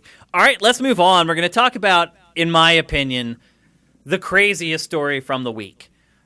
We had got hints that this was coming for a while, and then this week it finally happened. Basically, Xbox eliminated the 12-month subscription for Xbox Live and only offered 6-month subscriptions for the same price as the old 12-month subscription. Basically, making it such an awful deal that it would force you to say, you know what? I'm just going to spend an extra couple bucks and get Game Pass. That includes Xbox Live. Because it actually it would be cheaper if you just did that. Well, that didn't last long, Matt, because it is so funny. The 2 most commented stories on Sifted over the last 3 months was the first story that they had adjusted the prices and were basically forcing everybody to get Game Pass. And then the second most popular story was the following day when Xbox changed its mind and said, our bad, we're actually not going to change the prices now, as you were. I admit I had to read the price hike thing 3 times. Because I couldn't believe it. To be like, really? I thought it was a typo. I was like, no, this is just doubling the price of a basically useless service with no games. Like you have it's not like you have this lineup of games I can't live without right now. You might in a couple of years, but right now you realize that Elder Scrolls 6 is not out yet, right? Like what a weird move. Why would Microsoft, it has built up so much goodwill, Matt, over, I don't know, the last year at least, probably longer than that. Yeah, closer to 3, really, in terms of service provided. Depending on your perspective, I guess. I would say a year and a half or 2 years, to me, is where things kind of started turning around and going in the direction. I wasn't paying attention for a while on Game Pass until probably Gears 5. Yeah. But they've been making the moves. This was very strange. And the fact that they backtracked that fast, like I don't know what to make of this. I don't either, dude. Like, what were they thinking? Was there an internal argument or something? What was the goal there? Like, I don't know. To make more money, obviously. Oh, yeah. I mean, that's the goal of any company, any decision any company makes. 100% price jump? Like what? But how did they think that people were going to be? Did they just think we're idiots? Like, I'm just completely flabbergasted by it. That they would even attempt it. It reminds me exactly of them showing the Xbox One for the first time and everybody being like, what the hell, are you people crazy? And then being like, oh crap, like we made a mistake. And them trying to fix that for the next 5 years. This time they were just like, you know what? We're not going to languish with this one for a year, so we're just going to cut it off right now. And then the tweet that announced it was just like, it was so unprofessional and looked like it had just been written by some community manager. It's like, yeah, we had a rough day yesterday, so we're just going to switch it all back. It's like, what? Never mind. Just the whole thing is so weird, Matt. How it was handled, when it was announced, after everybody just comes through Christmas, and a lot of people got an Xbox Series X or a Series S. Some people may have just jumped into Microsoft for the first time in like 5 or 6 years over these last couple months, and they're like, okay, I've decided I'm getting the Series X or I'm getting the Series S. I'm not getting the PlayStation 5. And like 3 weeks into being an Xbox owner, this happens. Like, and nothing about it makes sense. How it was announced, when it was announced, the details of it, like you, Matt, I couldn't believe it when I saw it. I thought it was wrong. I was like, no way. This story is misreporting this. So I went and I started looking, and everybody was reporting the same thing. I was like, oh my God, this is real. And then I knew, like, literally that story, most commented story on Sifted in like 6 months. It just blew up. Our users were like, what the heck is going on? And I'll be honest with you, great discussion in there as well, because there were some people who like Xbox, and they weren't like fanboying and being irrational. They brought up some good points for Microsoft's perspective, and we're like, well, if you look at it from this perspective, and like I did kind of understand that stuff, but the bottom line is it was just a basic bait and switch. You got all these people hooked on Game Pass, hooked on Xbox Live, and you put them in a predicament where you think they can't live without it. And so you're trying to leverage that to just convince them to just give you $5 more a month because it just makes too much sense. And that logic, it does work. Let's be honest, it works on a lot of people. And I guarantee you, if they had kept that in place, they probably would have made a lot more money. You would have lost people like me because, there's no way I'm going to trade in spending $60 a year on Xbox Live, which is all I need. I just need to play games online for, $100 and whatever I was going to spend for Game Pass for an entire year. There's no way I was going to do that. So what would have happened with someone like me is that I would have just paid a monthly charge for Xbox Live anytime a big exclusive came out that I needed to play online. Halo Infinite comes out, get Xbox Live for 2 months, and by then I'm probably done with it. Another multiplayer game, Forza comes out or whatever, get it for a month so I can play it online. There's no way I'm going to commit like $100+ to Xbox when I'm not going to use Game Pass. I'm only going to use Xbox Live. So to me, it was just dastardly. And I do get that I'm a special case. I am somebody who will only use it for Xbox Live. Most people will use Game Pass. That's the truth. A lot of people see value in it. But when you're people like us, Matt, it's like all the games on that service, you've already made the decision to play them or not play them. And you decided to not play them for very good reasons. Like, I'm not going to use Game Pass to sample stuff. I realize everybody else probably will. But for me personally, and I'm not completely alone, but for me personally, there's no way in hell I was going to sign up for Game Pass when they tried to basically bait and switch me with Xbox Live. It's just crazy. I can't understand what meeting, who was in the meeting? Like, where was Phil Spencer? Like, it's poor leadership again. Like, Xbox Wherever is they like, were, they sure caved fast. I know. That's what I'm saying. It's like, if you really thought about this, how do you cave in like 5 hours? Like, where were your arguments? Where was like the points that you came across in your meeting? Also, like, what world do you think doubling the price of anything is going to go over well for anything? Anywhere. It's like people have been paying $60 a year for Xbox Live for forever. And then all of a sudden you're going to double the price. Well, obviously people are going to reject that.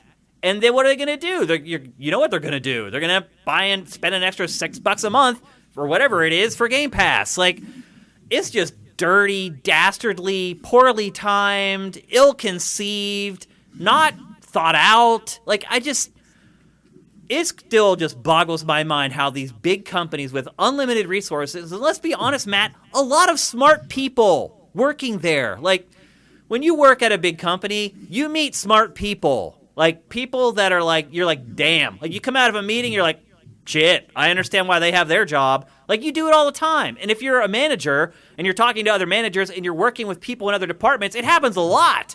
So where were those people? Where were the smart people in the room when this was happening? Where were the smart people in the room when the Xbox One got designed? Right. Like, it just boggles my mind how you can have these huge and look, Microsoft is massively successful. There are geniuses working there. Like, is there not like a little group of geniuses at Microsoft that they just throw everything by just for like a quick pass so they can't be like, you're an idiot. This is the dumbest thing ever. Mark Cerny guy who's just like, he's like, where you show him the things like, hey, is this stupid? Can I just yes, have like, it's very stupid. Yeah, can I have 60 seconds of your time? I just want to run this by a genius. So or run it by a janitor. Yeah. They could have told you too. Like anyone who's outside of your weird Microsoft executive bubble could have told you that was a bad idea.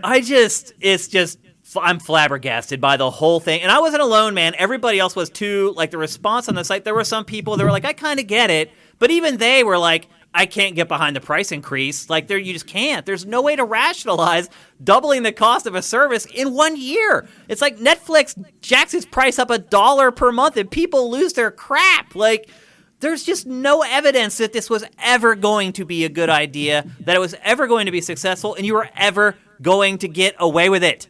It was not going to happen. So, yeah, like, before even the end of the day, I think that they had already been like, yeah, all right, well, yep, that didn't go over so well, so... Whoops. It's like, the turnaround on the retraction was so... I mean, I want to know some dirt. I want to know some details on that. Like, how does that... Like, it almost feels like somebody went rogue. It's like what I said about...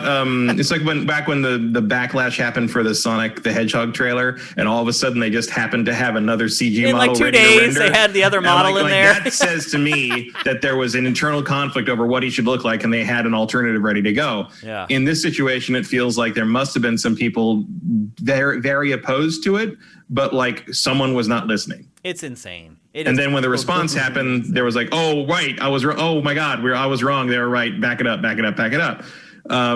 Because it's like, if you're going to make that, I mean, this is a bold move. Yes, it is. If you're going to make that bold move, why aren't you ready for a bold response? The last figure I heard was like 30 million Xbox Live subscribers. 30 million people you're screwing with. It is just asinine. And like, $60 a year from those people isn't enough. People. You're messing with like billions of dollars. That's a ridiculous amount of money for basically nothing. Who are these people in power? Fire them. Get them out of there. If you're gonna be like, okay, it's $80 a year now. Like, that's not crazy. It's $20. That's annoying. Still like a 30-some%. Like, sure, but it's not double. And also, people like, you can't even get it for a year anymore. It's like, that was the thing I saw. I was like, wait, I can't subscribe and just get a year anymore. Like, I have to do it every 6 months. Yeah, like, they're gonna force you to, because they want you to reconsider signing up for Game Pass every 6 months. Twice a year now. Like, now you give me the opportunity to change my mind twice a year. Why would you do that? Like, it's so weird. Well, they did that on purpose because they want you to like pay that money and be like, the same $60. Yeah, they want you to give more. It's nuts, dude. It's like every time I feel like I'm starting to regain some faith in Xbox, something like this happens. It's like, Matt, can you think of anything that Sony has done like this? Ever? Just where it's just so stupid that you're like, who could not see this? No, I mean, the cell processor. Yeah, sort of, maybe. But I can understand that because it's Ken like, Kutaragi. We know who was at fault. We know the crazy person that was like out in Crazy Town. But I mean, Kutaragi was the source of pretty much all that. That, and then when they put the PSP out and like the 500. There is one example. $599 US dollars. Yep, there is one. And also when they put the PSP out, I was having the problem where like the circuit board had to be pushed over a little bit to fit the screen, and the square button was not catching on some of the models. And Kutaragi got up and said, "We have made the most beautiful thing in the world. Please do not criticize it." I was like, "Oh my God!" And like what? Proprietary cards for Vita, that was kind of dirty, but nothing along this level of stupidity. But certainly nothing along the lines of like, that's all like introducing a new thing that's a bad idea. There's nothing, I can't think of anything that was like, you had this kind of gravy train rolling and you just decided to like blow the bridge up with dynamite for no apparent reason. And then you realize like, oh, maybe we'll just take the fuse out. Like, don't do that. Let's not do that. Like, okay, good call. It's like some of their ideas are great. Like right now we're seeing a trailer for Xbox All Access where you can basically put an Xbox console on layaway and pay it off in installments. That's a great idea. They don't push it anywhere near as much as they should. Have you ever seen a TV commercial for it? No. They put up a trailer on their YouTube channel. There's been no marketing for it for the mass audience to even understand it even exists. I wouldn't even know where to go to be exposed to the fact that it exists. Their website, that's it, Xbox.com, I guess so. and there's a tab there that it's a great idea. They should be pushing it harder instead of trying to double the price of Xbox Live. Those two things probably came from different people. I know. Yeah, and maybe that person wasn't in the meetings where all this stuff went down. But anyway, the good news is they just completely reversed everything, and they're just trying to act like it never happened now. And I will say this, because they did reverse course so quickly, most people, I think, are not going to remember it. We're talking about it here on GameFace. We'll never talk about it again, maybe in jest here or there. I mean, maybe at the end of the year, it might make one of the biggest, a turkey. Dumbest thing done this year. We'll make a new award for it. Dumbest thing done this year award. In the sense that, around turkey Thanksgiving turkey things, it'd be a thing to point us hey, remember 5 million years ago in January when Microsoft did this? Yeah. That's about all it'll be. It'll be a weird footnote of all the things that happened in the world that 1 week in January 2021. Microsoft tried to double the price of Xbox Live and then ran away. It's just insane. So anyway, we will not talk about this again. Microsoft came to its senses and has reversed everything. You can now actually, did they reverse that? Can you get a year of Xbox Live now?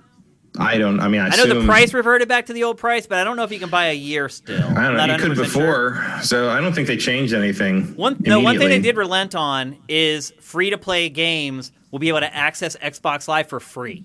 Yeah, with no subscription.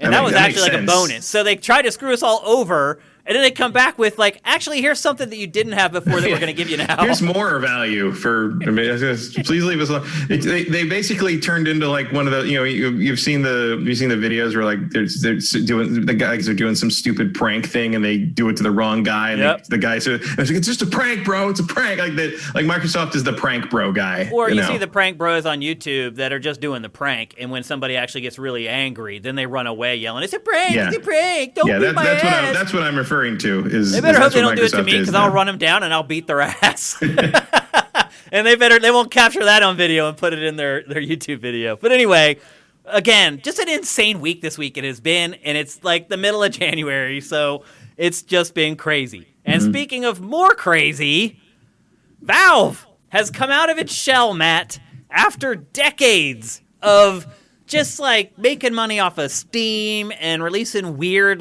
hardware projects here and there. They finally released a game, and a great game that wasn't Dota or some other free-to-play piece of whatever.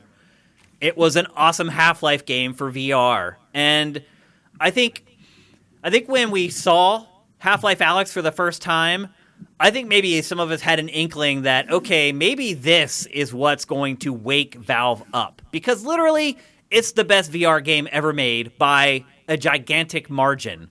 I think its Metacritic is a 95 or something insane.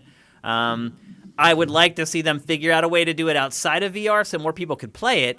And maybe they will do that someday, and they'll sell the 6 million copies or whatever that the game deserves to sell that it hasn't sold yet. But Gabe has busted out of his shell. He was a recluse for literally a decade. Now he's all over the place. He's out there doing interviews. I should also add, Matt, he's lost a ton of weight and looks great. I don't know if he's working out or just changed his diet, but he looks awesome. I think also he's been in New Zealand for the duration of the pandemic, and I think he said in the interviews he's considering staying there, becoming a citizen and living in New Zealand from now on. And New Zealand has a healthier diet than America. He looks awesome. He's also not in the office all the time, and he can cook his own food, and there's a lot of changes that probably did him a good.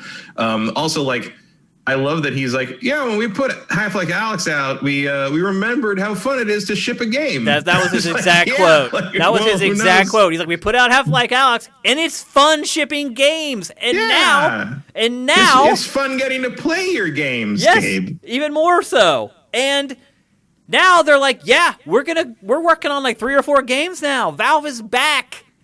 Valve is back. How big of a deal is that, Matt?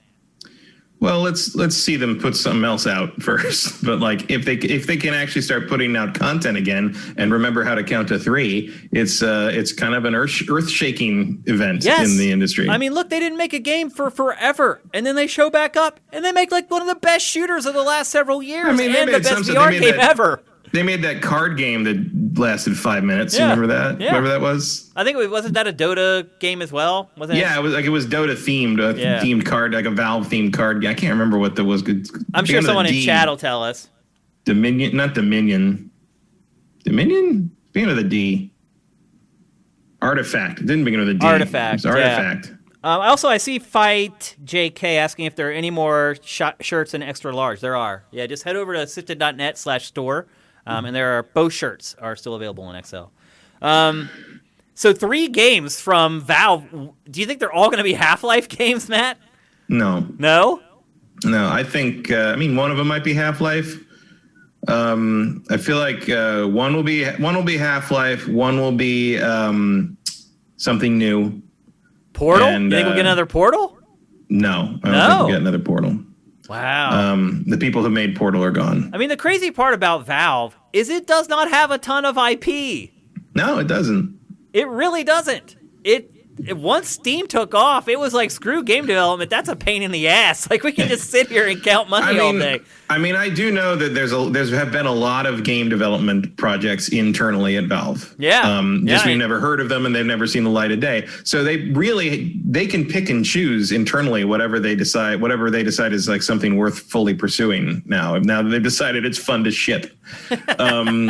So I wouldn't be, I'm like, hey, how about episode 3? Everybody, like Half-Life 2 episode 3, like they never made that. How talk about earth shaking. Or episode 2. Was it episode 2 they never shipped? It was 3 that they never shipped. 3. Yeah. Imagine how earth shaking that would be, Matt. Finally, after how many years now has it been? 20? No, Half-Life 2 came out in 2004. Did it? It's been like 15 years. Yeah. No, it was a few years. It was more like 13, I think. That's a long time to wait for a piece of DLC. The episodes took a long time to come out. I don't remember when that happened. And they weren't even that long. Like, the episodes only took, like, the last one, I think, took like 4 hours or something like that to complete. They're not. Yeah, episode 2 was 2007, so that was going on 14 years. Yeah. It's been a long, long time. So Portal, Half-Life, and Valve doesn't have a whole lot after that, so maybe we're going to get some new IP here from Valve. I would guess we'll see some new stuff. Yeah. Please don't be like Dota, whatever. Like, I think Dota's good. Dota's like a sport. It's like you don't see people changing NFL football or soccer. Like, just let it lie. Keep adding on to what you have there already. It's obviously a game as a service that's doing very well. I mean, Alex says the catalyst is encouraging because, VR or no VR, it's at least a kind of a single player immersive experience. It's crazy creative. Like we're watching again. I know you can't see it, but we're watching B-roll of it right now, and it's like watching it. It's like there's no shooter like this. There's no other shooter on the market like Half-Life Alyx, whether it's VR or not. I'm excited. And do you think Gabe is still working on games? Maybe is the bigger question. If he's in New Zealand, like how much is he really working on projects? I mean, he runs the company. I don't think he's particularly involved in a lot of it besides sort of a supervisory sort of, well, that looks good, like kind of thing. I like that idea type stuff. Yeah. Like he's the George Lucas. He's sort of like, yeah, sure. That works. Does that scare you at all that he may not work on the games? Because he back in the Half-Life days, he was neck deep in development. Oh, back in the old days, sure. He was the guy who demoed the games at E3. Right. I don't know how much he had to do directly with Half-Life 2. He demoed it for the first time at E3. A lot of people demo things they didn't work on, but it's I don't know. Like I don't even know who's there anymore. Like the internal workings of Valve is still kind of a mystery to the world. Well, they're the Nintendo of America. Yeah. They're basically the only American developer that is secretive as Nintendo is. Like, nobody goes inside, except for Jeff Keighley. Nobody goes inside Valve. You just don't. Not much. I did once. Yeah, I was there one time I can't remember what it was. I was there for Half-Life 2 to review it. Oh. I flew up and No. I flew up and I played Greg for like Kasavin 2 would do days that. and left. Like that was it. Like the only people I saw were Gabe, Doug Lombardi, and like one PR person. Yeah, Doug Lombardi. He's been there for forever. Good dude. And it'll be great to see him do something again, Matt. What has he been doing all this time? He has no games to rep. It's crazy. It's really bizarre. But it's good to see. Just Half-Life Alyx, what it's shown, and we're watching the B-roll right now. It's awesome. And if they can make more games of that quality, I'm all about it. I'm really excited about this. And then, as a final caveat, before the week ended, Gabe did another interview. Again, Gabby Gabe, like the lower third says. He did another interview where he started talking about controlling games with your brain. And someone brought it up with him, and as if it were like this pie-in-the-sky idea, and he's like, oh, no, we've been working on that for 3 years. Like, it's going to happen. Like, it's not some pie-in-the-sky thing. It already kind of works, and in another year or two, it's going to be there. How do you feel about, because, Matt, you don't like motion controls, so how would you feel about controlling a game with your brain instead of a controller? I'm going to guess that would be more accurate than motion controls. Definitely. I would hope. That tech has been around for a good 10 years. Yeah. It's simple stuff, but it can work, and I'm sure you could turn something into something with it. It's yet another device that only does one thing. You'd pay a couple $100 for VR style, but like hard sell.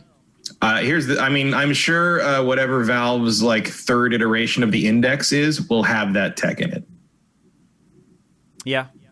Like, how do you feel about that, VR. though? I mean, are there sort of concerns about that? Like, they're obviously not implanting anything in your brain, No. and there's nothing like jabbing into your head or anything. It's just these sensors that rest on your head. But do you think people will be nervous about technology like that? I mean, they shouldn't be. It's not any different than having an EKG taken. They're not going to steal your thoughts or anything. It's like, but we live in a world where people are afraid that vaccines are going to track them with microchips. So who fucking knows? That's what I was about to say. Think. I mean, we have a bunch of people who won't take the vaccine either because they haven't researched it and realized that they have tested it thoroughly, or they think there's a microchip in the vaccine. Yeah, it's like, you know what? It's like, you already have a Yeah, how about device. that phone you have in your pocket, bro? It's been tracking you all. Yeah. These people, Matt, are The thing that they used to arrest you all from the Capitol building, you noticed that they knew where you were? These people are so stupid. So if there is someone dumber than the people at Microsoft who pulled the trigger on this crazy price increase for Xbox Live, it's those people. They are idiots. Maybe that's what happened. The executive that made the call at Microsoft, his microchip malfunctioned. That's what it was. Bill Gates hit the wrong button.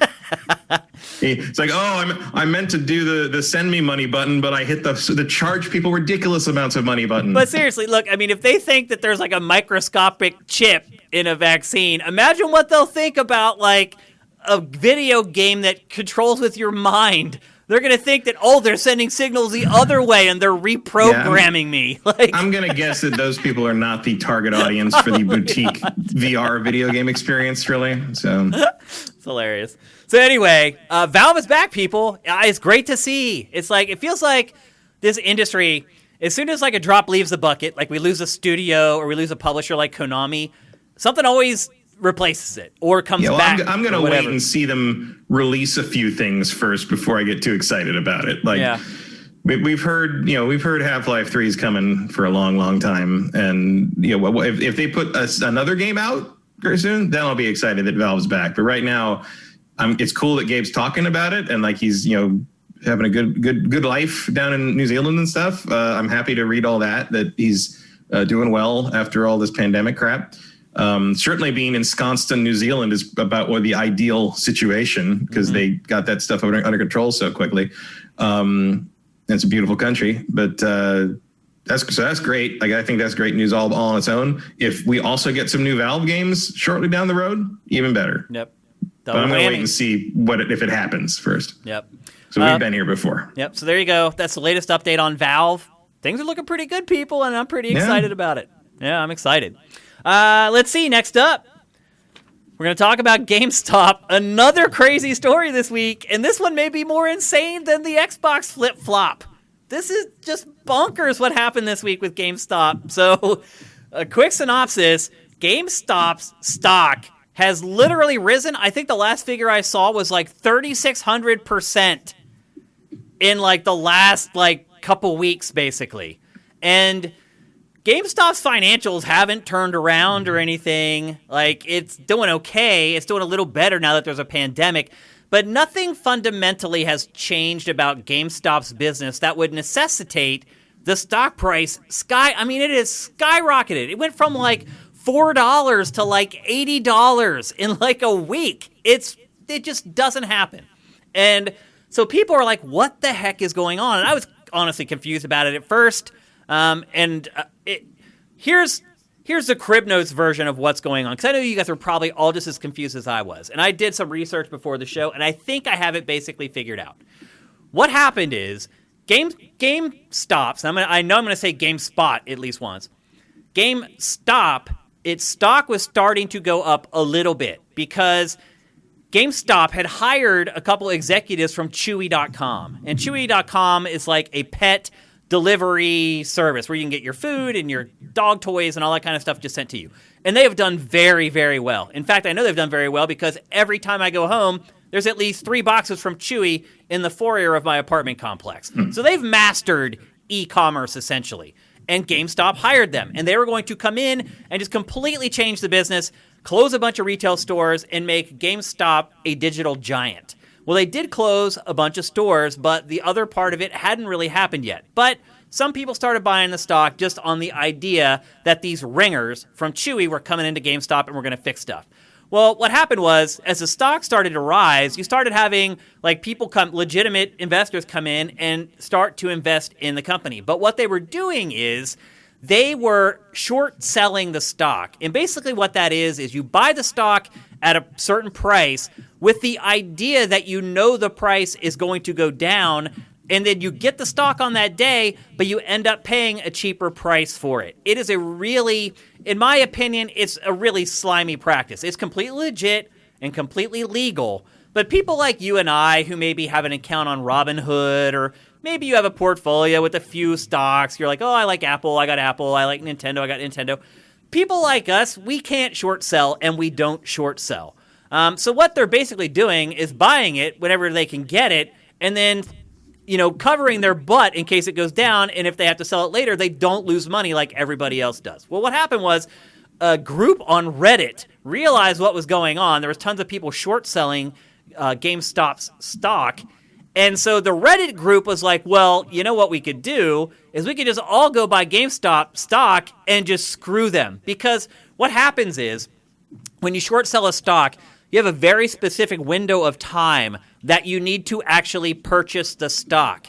And once you get to that deadline, whatever the price of the stock is what you have to pay. Because you've technically already bought the stock. You've just bought yourself some time thinking the price was going to go down and you're going to be able to buy it at a lower price. Well, what happened is this Reddit group starts buying GameStop stock. All these people who had short sold GameStop got screwed because instead of the stock going down like they had anticipated, it went up. And when the period ended, they're then forced to buy the stocks at that price, which then makes the stock price go up even more. So it turns into this snowball rolling downhill where you have all these short sellers who are running out of time. They hit the deadline. They're forced to buy the stock at that higher price, so the stock price keeps going up. It was this perfect storm of screwing short sellers, and I'm all about it.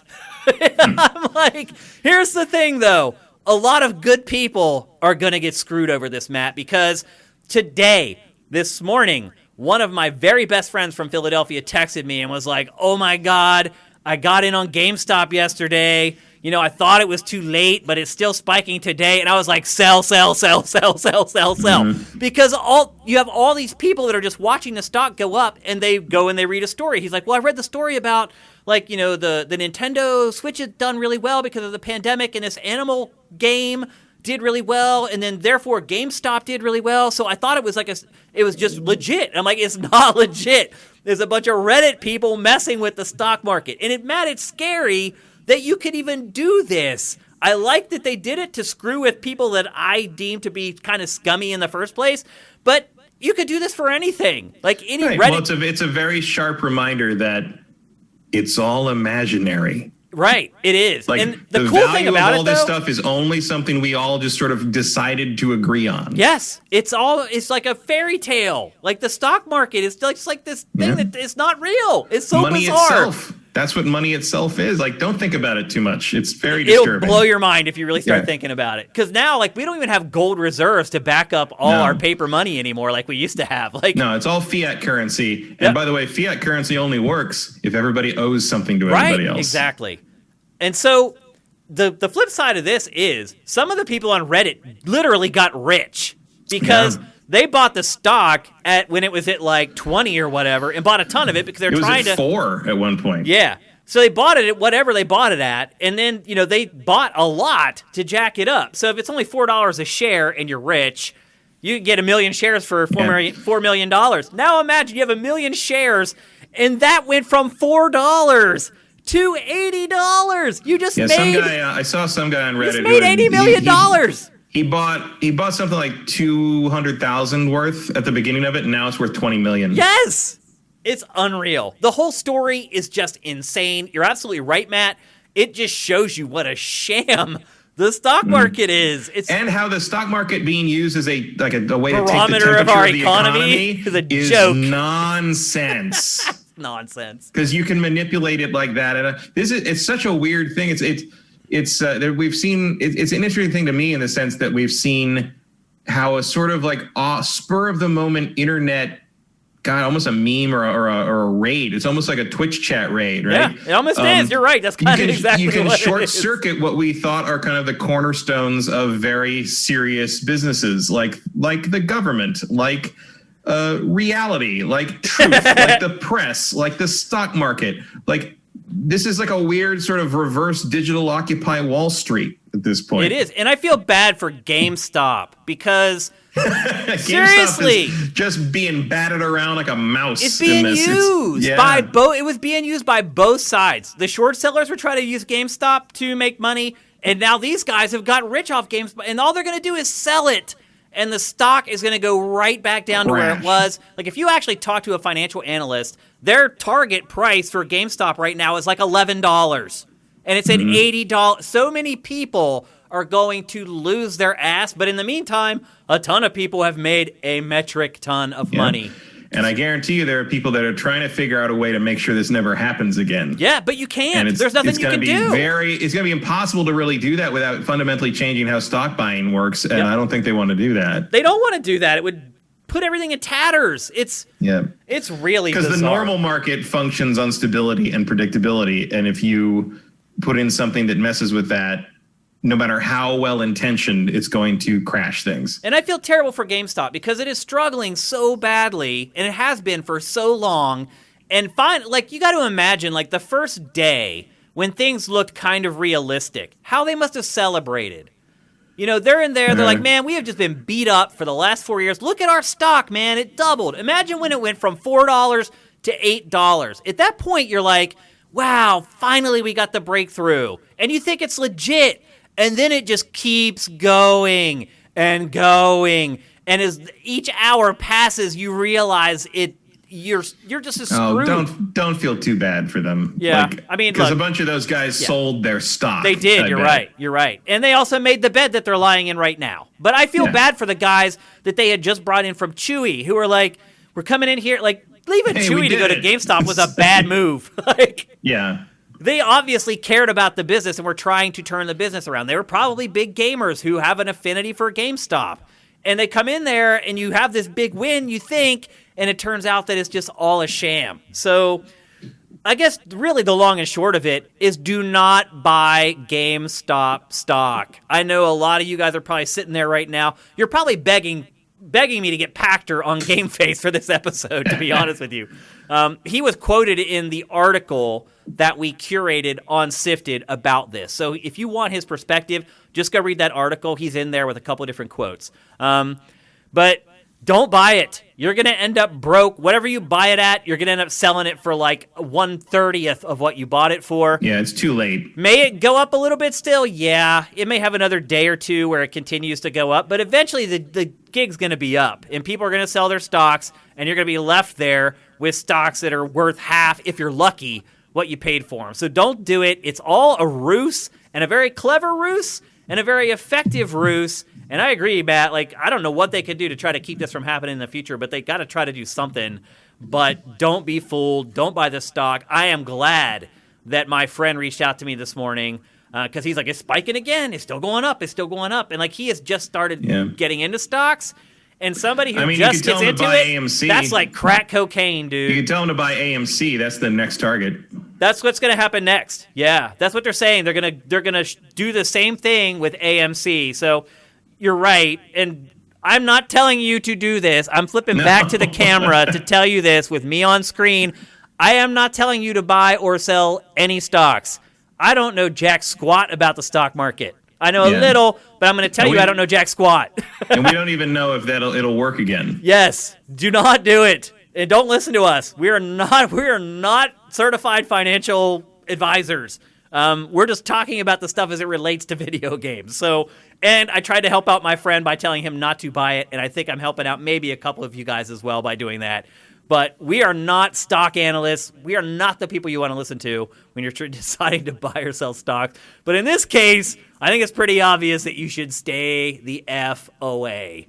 It is a disaster waiting to happen. And I do, despite what GameStop has done to put itself in this position, I do feel bad for the company. It has just taken its licks for the last 3 or 4 years and had to close a bunch of stores last year. It's really got its tail between its legs right now. And this is like the worst time to do something like this to a company. So I don't know. It's pretty much bad all around. Except for the people who got rich, I guess. I don't know.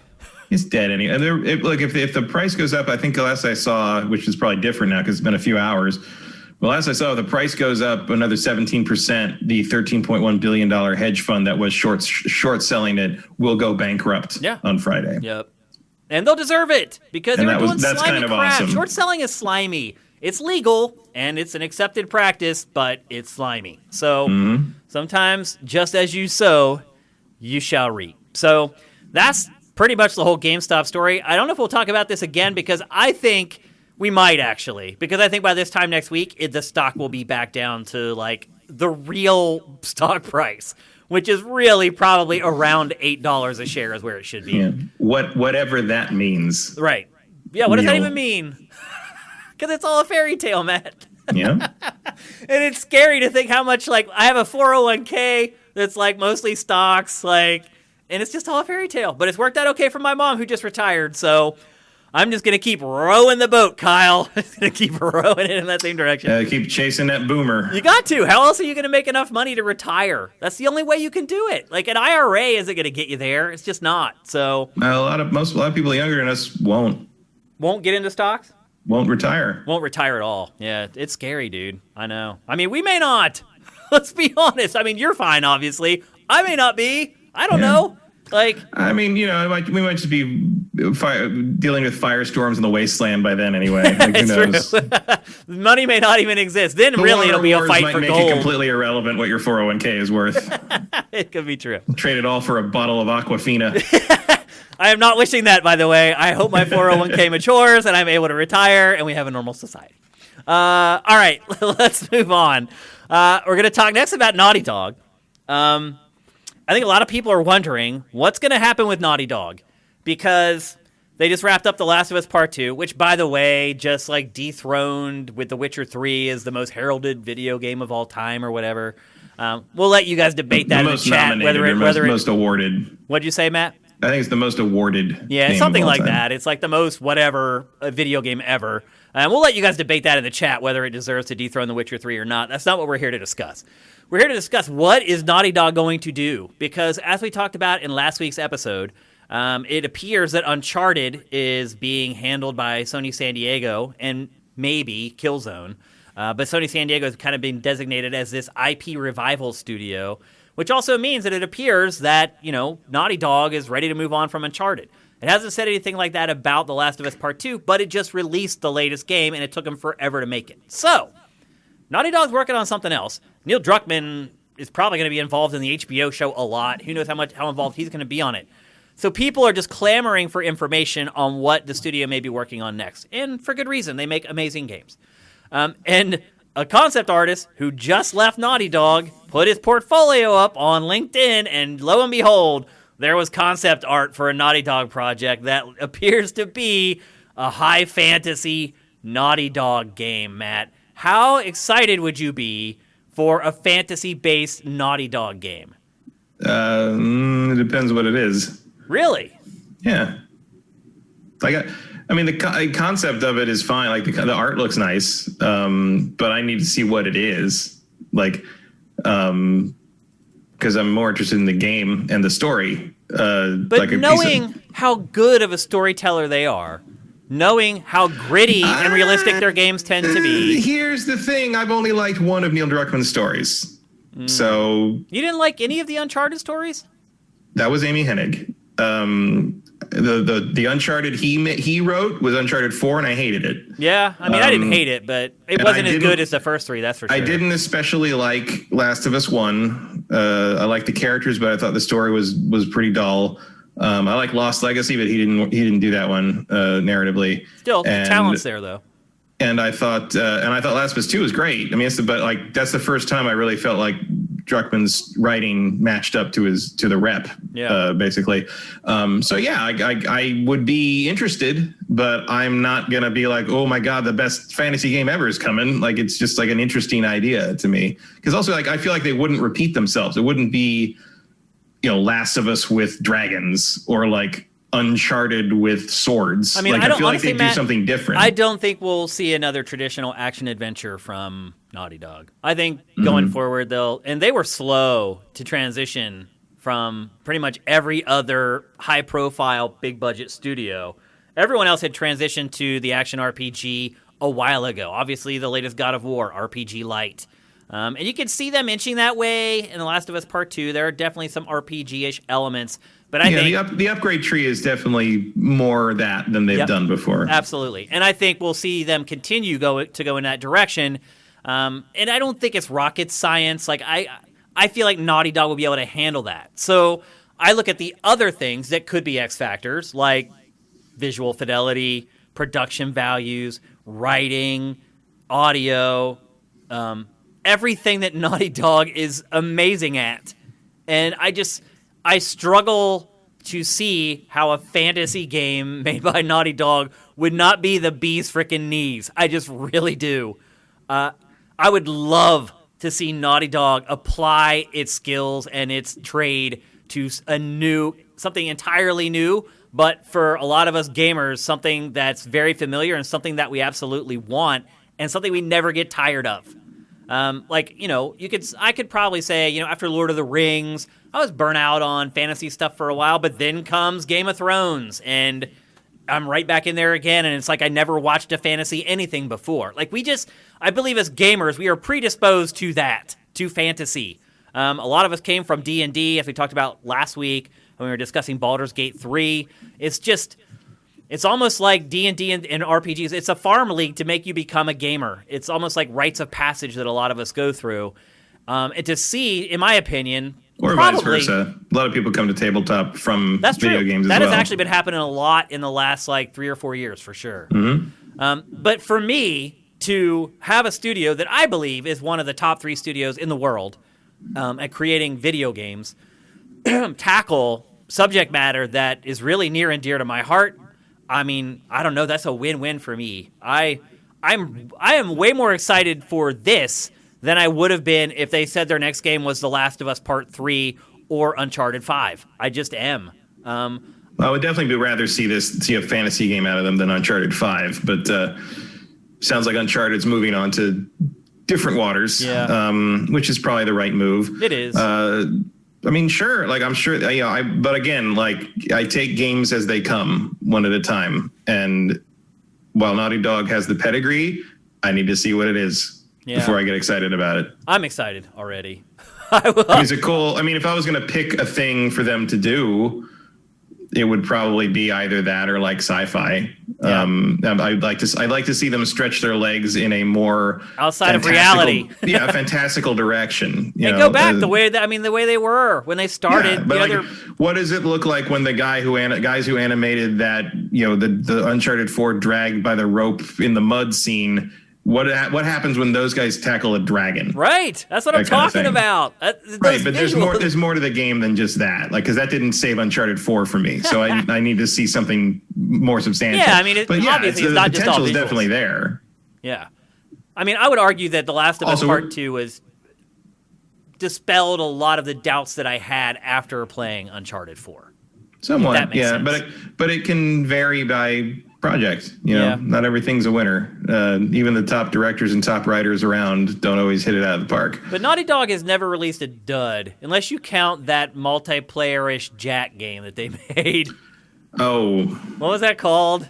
I can't remember. Did they do one of the... I don't remember what that was. Jack X? That was like a racing game? I think that's what it was, yeah. Like a racing combat thing? Yeah. Yeah, they strayed a little bit, but even those games, even though I didn't like the concepts, they were still high quality and really polished. So, like, I'm not going to say Uncharted 4 was an unpolished or bad project. I'm just going to say I didn't like it at all. Yeah. So Naughty Dog is not an auto win for me. Last of Us 2 was amazing, but like, I'm not ready to give them the benefit of the doubt for the next round yet. But like that piece of concept art was like, oh, that would be cool to see. Yeah, that'd be neat. I would just honestly, I would love it if they just got the Game of Thrones license and just made a Game of Thrones game. No, I would not want that at all. Why? Because fuck Game of Thrones. I'm done with Game of Thrones. You don't like Game of Thrones. The end of that series was the most dog shit, terrible thing. It retroactively ruined Game of Thrones for me because now I know I can't watch the early seasons anymore. Knowing how it ends, because I know where it goes. And we're never gonna get the last books out of Martin to like have a different take on the ending. So it's like, who cares? It's gonna be finished by his ghost, I think, at this point. Something like that. Or a ghost writer. He's got 2 books left. We don't even think that's not happening. Next one, sixth one going to come out this year? No, of course not. 2 books aren't happening. We might get one. My guess is there'll be one, and then he'll have notes for the second that will then be applied to make some other movie. Yeah, it'll be like Dune or Wheel of Time kind of thing. I could get somebody else to finish them. That's my guess. But I am very excited by this, and I would be totally cool with it. It doesn't have to be like the retelling of the HBO series. It could just be a game set in that world with maybe the characters that are left. Yeah, I just don't find that world compelling in that regard. Wow. I didn't care about. You got to admit you're in the minority on that one, though. I don't think I am anymore, and I don't think I am in terms of a video game because the interesting thing about the Game of Thrones world is the character-driven stuff and how the politics and cultures influence how they all behave and interact with each other. And that is not amazing, like, basis for an action RPG game. Like there's you could make a more interesting world than that, even with George R. R. Martin. Like Elden Ring. Elden Ring is not a Game of Thrones game, but they're using his input to kind of build the world because that's where he excels. That would be a more interesting thing to me. A Game of Thrones is not an interesting place to set an action-packed. Because like there's no dragons left. There's no I don't know where Matt, you go with it. It's just the universe, the world, bro. It's you're not picking up at the end of like the TV show. You could go back to where there's a world with like 1 million dragons. But I know all that lore. I read all that stuff, and there's no room in the history to tell that Matt, story. But Matt, you know all Star Wars, and you still keep watching more Star Wars, and you keep playing more Star Wars games. That's not because the Star Wars games are telling stories that are outside of the realm of what has been established in the lore. What I'm talking about is what you're talking about with like the high age of the dragons and the Dragonstone and all that stuff. That's all established. Like they laid out what happens there, and I don't think Naughty Dog would want to be constrained by that. Like, why wouldn't Naughty Dog just want to tell their own story outside of a world they'd be beholden to a license on? Well, they could still tell that doesn't make any sense at all to me. I wouldn't want them. They absolutely. But they wouldn't want to be constrained by someone else's property. There was no way they would do that, and I would not want them to do that. And I would think it would be awesome, and I think it would sell. It would be their best-selling game ever. It wouldn't at all. And that's saying something because their games have sold very well. No, it wouldn't. The Game of Thrones is over. No one even talks about it anymore. It would not sell as many as Last of Us Part 2. I guarantee you, it would be a bad idea. I wish I could bet you on that one. The other Game of Thrones video games have been terrible. That bet would be settled up in like 8 years. Well, that's the other thing. Or never. God knows when we'll actually see this fucking thing.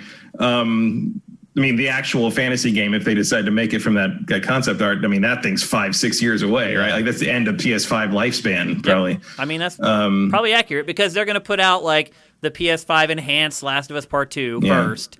And then my guess is we get one Naughty Dog game for PS5, maybe two. Yeah, I mean, I still hold to the idea that Last of Us is going to continue to be sort of the end of life game for PlayStations. You know, like. So you think Last of Us Part 3 is what I think Last of Us 3 will sort of come out near the end of the PS5's existence. Okay. Although, like as you said last week, you think this gen's going to be longer. That's probably going to be true. So I could see them squeezing in another game between now and Last of Us 3. And Last of Us 3 will just kind of be the end of the PS5. Okay. Whenever that is. But anyway, a new frontier for Naughty Dog. I think a lot of people are excited by that prospect. Make something new. Yeah, like just to see a studio that skilled and that talented work on something different, I think is very exciting. So we'll all be holding our breath until we get the first look at it, and it could be like E3 2023 until we do. But it's out there. The art's out there. You can go check it out. The story is curated up on Sifted. There was like 4 or 5 different stills, I think. I love the art. Mm-hmm. I was into the world just from that concept art. So no, they look good. Stuff. Yeah. All right. It's time to move on to our last topic, and undoubtedly the biggest game, not just of this week, but also the biggest game of January, and that is Hitman 3. We just missed it with last week's show. I really wish we could have talked about it before the game came out. Unfortunately, we did not get review code for this beforehand, but both Matt and I have been playing it over the last week or so. Matt, I'm going to let you start on this one because I'll be honest with you, I'm a little confused on this game, and I don't even know that I know how I really feel about it yet. How do you feel? And maybe what you say will help shape my thoughts a little better. No, I'm confused. Okay. What do you mean? Because I'll be honest with you, I don't know if I like it or not. I mean, it's the same game as the last two. It is. Yes, it is. I mean, that's the Crib Notes version of Hitman 3, is that it is the same game, and it's in 2021. I mean, there's some key differences, but it is essentially, you know, they made a trilogy, and they're all roughly the same. And I will say this kind of reinvented trilogy is the first time I've ever liked Hitman. I couldn't get into the original games. I tried to play Blood Money and Contacts and Absolution and bounced right off of them. These versions of Hitman are the first time I've ever gotten into Hitman at all. Like I don't because we've established that I'm not a huge stealth game fan. Yeah. I don't even really think of these as stealth games. They're more like puzzle games to me. It's like murder puzzles. That is the best way to describe it. I mean, they're really just process of elimination games in a lot of ways. And they're like solving them the first time, and then like there's a way. It's fun to kind of go back and sort of figure out like all the weird tricks you can do in the levels to sort of make crazy things happen. Like there's all the challenges that say like, oh, kill them with this thing. You're like, how in the world can I kill someone with that thing? Yeah. And you slowly sort of piece together because each level is sort of like a big moving puzzle box, and you just got to figure out where to be and what to do at the right time to make it happen. And I enjoy that, but I've been playing these on and off, for the whole time. And I do like that you can import your progress from the other game, from Hitman 2 and 1 and 2. And so then you have all of Hitman 1, 2, and 3 in this game. And it's in the menu. It's all just sitting really there, nice. Right? And you can select it right from the main splash screen, all of it. Yeah, I'll say this. The menus really were a little confusing, though. The menus are not great, and I've found myself back. I mean, they're the same as Hitman 2. Like, it's not like I'm used to it. I did not play Hitman 2. Hitman 2, the menus are almost identical. It's basically the same interface for that matter. So the big difference from Hitman 2 to 3 is they put a lot more money into the cinematics and story in this one. I'll be honest with you, you could never tell. You can absolutely tell. Well, I mean, you can because you played Hitman 2. Right, I'm just playing this game, and if you're saying this is more... I am, because in this game, there are cinematics. So Hitman 2 didn't have any, is what you're saying. Hitman 2 Hitman 2 is the same formula where there's a cinematic, and then you do the briefing, and then you play the mission, and then you get a cinematic, and you play the briefing. But the cinematics in Hitman 2 were still shots moving. That kind of like motion comic thing. Yep. That's what this, and the cinematics in Hitman 1 are fully rendered CG. Cinematics in Hitman 2 were motion comics, and now the cinematics in Hitman 3 are CG again. Yeah. So clearly they got their budget back or whatever. I mean, there's something going on there. The other difference is that there is a lot more narrative happening in the levels themselves. In both Hitman 1 and Hitman 2, the story was sort of incidental to what you were doing in the levels. Like usually in the levels, you're like, okay, the guys you're supposed to kill are like related to whatever big conspiracy you're trying to crack open. But really, you're sort of playing the puzzle box. You're not really thinking too much about the overarching story of the game. You're trying to figure out how to drop a chandelier on the rock star or whatever, And I'll say this, Hitman's been like that for a long time. Yeah, but in this one, they are telling more of the overall narrative inside the levels. And on one hand, I find that interesting because it makes playing the level more interesting because there's the narratives unfolding as I'm sort of going through this and trying to assassinate these guys. On the other hand, when I go back and play that level again, it's fucking boring because I can't skip all the talking and I just want to get on with it. And so, but there's like weird little things like, they've one of the fun things about these games is that they have what's called mission stories in them, where if you go in the right place at the right time, you'll overhear something or see something that kind of starts you on a little narrative thread that like can get you closer to the target or give you a unique way to kill a guy or something. That's usually what it is. It finds a unique way to kill him. Yeah. And in this one, like they get real intricate with some of them. The second level, actually, you can end up having to solve a locked room murder mystery. And like question like it turns into like a full on like Clue chamber drama. Like it's like it's pretty, and like you can choose the wrong person and you can figure out the right person, or you can not choose them. And then in the middle of it, I don't even know what happened. There's another murder plot happening at the same time. So you don't solve it fast enough. The person you're supposed to report to dies because someone else murders them. Like it's all the moving parts that make it interesting. And I really enjoy kind of the way these games kind of do their thing and fit together. But it's the same really free thing. Form. It is very free form. You can complete most missions in a bunch of different ways, but there's always one really easy way to complete it. So the first level I played, I went in, I had no idea what I was doing. I had not played a Hitman game in a long time. I quickly figured it out, though, because this game feels like it was made in, like 2008 or something like that. It's the way the controls work. The AI is, like, non-existent for the enemies. And so there are a million different ways that you can do stuff, but in the first level I played, I did that. I walked all around the huge complex in Dubai. I created all those little stories you were talking about and figured out a way to I found a fuse and then I went in and electrocuted the floor and then I dropped a thing on and you can mess around with the game. But the problem is when you start messing around with it, it starts to get confused. So in the very first mission, you have to assassinate someone and he has a guard that follows him around. So basically, what I ended up doing was I found another guard, I killed him, I stole his disguise, and then I followed the guy around and his bodyguard. When he got separated from his bodyguard a little bit, I killed the bodyguard. And then I became his bodyguard. And in the cinematics, he would start talking to me as if I were the bodyguard. And that seemed great as it was working. And then 10 minutes later, I'm watching a cinematic, and here comes his bodyguard, the guy who I had already killed. He just walks up and reappears. And all of a sudden, the cinematics are still talking to me, but this other bodyguard is following us around. It's like they give you a lot of leeway to kind of mess around with the game, but the game is not structurally sound enough to make it work without it becoming absurd eventually. I do not agree with that at all. Really? I came across all kinds of weird stuff like that. You saw a different guard. No, he showed up and then started tracking and following us around the building. He attached to that guy. Yeah, that guy switches bodyguards at one point halfway through that mission. No, he switches. You become the bodyguard. Well, there's you get the two different- papers, there's- and then there's- you. Yeah, but he's got another bodyguard that's like latches onto him then, and then if you pass the throwing knife test, the other bodyguard is dismissed for the day. Yeah, I did all that. And Matt, that's not what happened here. This was literally just out of nowhere. There was no cinematic where he's like, hey, welcome back, or you my new detail. He just showed up.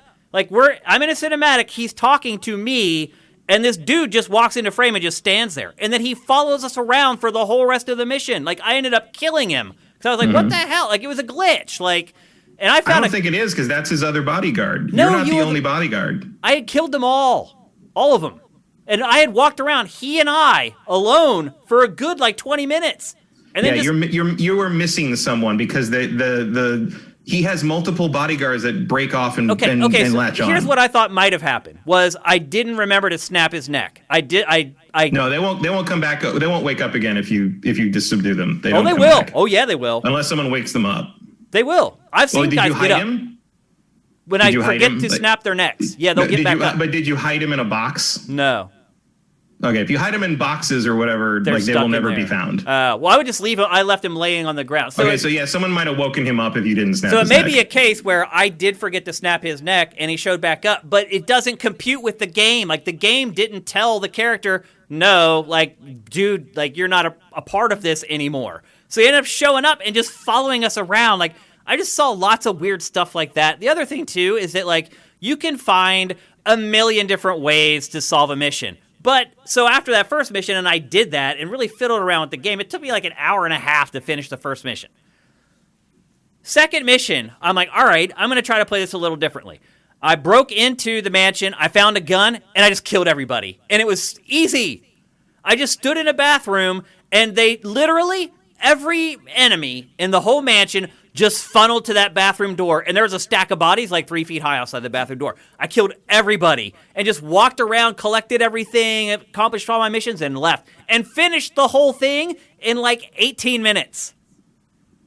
It's it gives you... you can do that if you want. That's not how you're supposed to play the game. But well, first of all, I will never agree to that. There's a way you're supposed to do anything, particularly play a game like this that gives you the option to do whatever you want. The bottom line is, it's not feasible to just do whatever you want in this game and have it remain fun and not break it.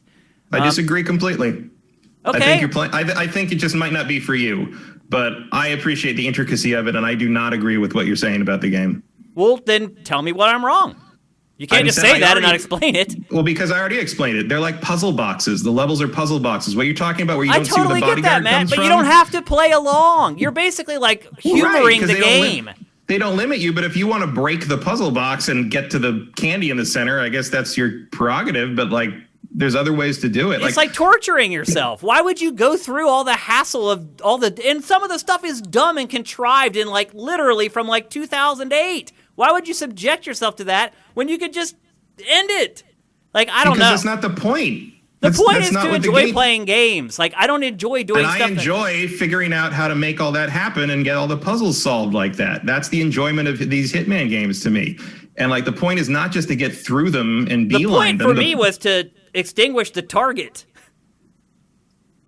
Okay. Why would you take an hour and a half to do that when you could? And literally, I watched a speed run yesterday. Somebody completed the first mission in 9 seconds. Yeah, if you know what you're doing, you can go through and do. Because the other thing too is you collect stuff throughout the game and then you keep it. Right. So you can go back and replay the levels. You go back and have different loadouts, and if you're the right. I have no interest in doing that at all. Well, then this is not the game for you. It's definitely not. I'll be honest with you. I did not enjoy playing this game hardly at all. The controls are clunky. The gunplay is a joke. The traversal mechanics are messed up and don't work half the time. You can't see the B-roll, but right now I'm shimmying across and then getting ready to go down a pole. You do that, it's you can't figure out where you're supposed to go. Then when you do, you the ledge shimmy. Have you noticed how he just kind of walks along the ledge? They never animated it right. The game, the AI, the enemies are just idiotic. You can run right in front of them and then go hide in a basket, and they're oh, okay. So look, if you're going to give me all these ways to do this stuff, it has to be compelling. Like, I just felt like I was just like setting up props. It's like I said, like, well, then you should play it on master difficulty because they don't let you do that on master. Well, maybe that is the case. Maybe that's what I would recommend then, is to play it on a harder difficulty, because you're seeing it. Like, actually, the B-roll right now is showing me just mowing people down outside of bathroom. You should play on master if you want to try to go Rambo on it, because you'll die in 5 seconds. Because they don't let you off the hook anymore after that. But on professional, yeah, you can get away with some weird shit. But that's sort of part of the entertainment. Like, dude, there's no tension. And after I figured all this out, there was no tension in the game. I could run into a room and shoot someone in the head, and they just run out and hide in like a hamper. And it's like, well, see, because like here's the thing: in my view of this game, if I have to shoot someone, I failed. Like the maximum point spread, the maximum bonus, and the maximum level up you're going to get is if you go in, only kill the usually 2 people that you're supposed to kill, leave no evidence, and get out without doing anything. After I did that mission, I got messy professional or whatever, and I didn't get as much bonus points. But I don't care. I don't need the bonus points. I don't need anything. Well, then as long as I have a gun, I can complete the next mission, no problem. Well, then you should probably stick to Call of Duty. But you're basically saying, like, suspend, like, reality to try to milk the game for fun. Like, that doesn't make sense to me. What does reality have to do with video games? I don't have to do this, Matt. I don't have to do this with other games. This is the only game I've had to do this with in the last, like, 10 years. Do what? I don't understand what you... It's like... You're manufacture the fun. You are intentionally prolonging the level to make it fun. That's what you're doing. You don't have to take that long to play each level. You are intentionally spending an hour longer than you have to make it fun. I just wanted to complete the message, and it wasn't fun. It's broken. The AI is janky. The enemies are stupid. Because you're trying to break it. What? You're trying to break it. I'm not trying to break it. I'm just playing the game. It's breaking all on its own. You're not supposed to run and gun in Hitman. What do you mean dude? There's nothing on the box that says, when you play this game, you gotta play it like this. That's not how it works. You buy the game and you put it in your system and you play it. I can't believe you have this perspective.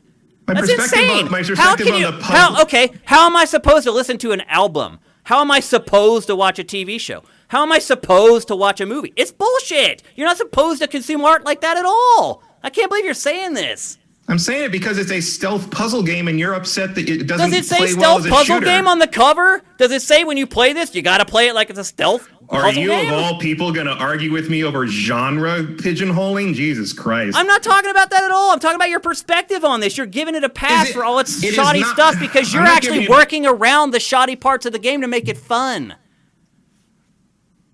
It's like complaining that you can't play Call of Duty by just throwing grenades at people all day. It's not what the game is meant to do. And you can do it that way. You can like run and gun and shoot everybody in the bathroom. But if you think that's all the game is, then I can't help you. The game to me is assassinating the targets. It is not a controversial statement to say that Hitman is a stealth puzzle game that is not going to work too well if you just decide to shoot everybody in the head. No, the controversial statement is you're supposed to play it like blah, blah, blah. Well, you are. There's no such thing as supposed to play something in any way. Of course there is. I should be able to play it. In this game of all of them, it's like you can play it however you want. That's the whole catch. Sure, but if you are going to look, I'll just stop for a second. Jesus Christ.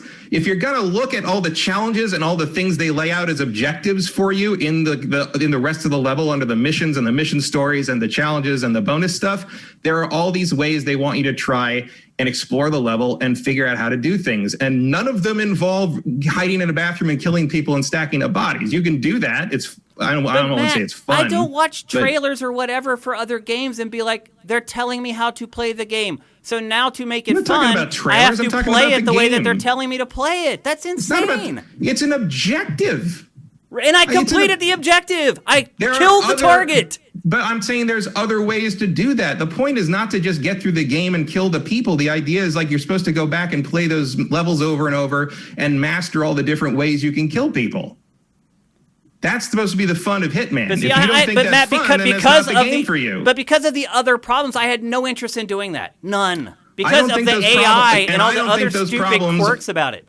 I don't think those problems are significant if you are playing it to do the challenges in the stealthy way. I came across so much dumb crap, because again, it's just janky. It's like there's this one scene where you stab a water cooler with a screwdriver, and then you jimmy with like an electrical outlet on the floor, and obviously, duh, you use it to electrocute people. But the game's broken. So when you go to jimmy the thing, you have to make sure you're on the one side of the plug, or you get electrocuted and die. It's just, there's stuff like that all over the game. I don't think that's accidental. Then that's annoying and bad design. Like, I wouldn't say it's bad design. It is annoying. well, you can't even see the water. Like, anyway, obviously, you feel like if you intentionally go in playing it a certain way, you're going to enjoy it. If you decide to go and play it as a hitman who is trying to be a silent assassin, then it works better. I did that. I totally did that. I went in and assassinated people and got out. That's the job. Like, were you silent? Did you actively for try to parts avoid of it, killing sure. people? Other parts, I use my guns, and that's the other thing too. It's like you could do what I did, and you can stand in a bathroom and just mow down the enemies as they're coming. Then you go down to the second floor, and people are walking around dusting shit. Like, I don't know, man.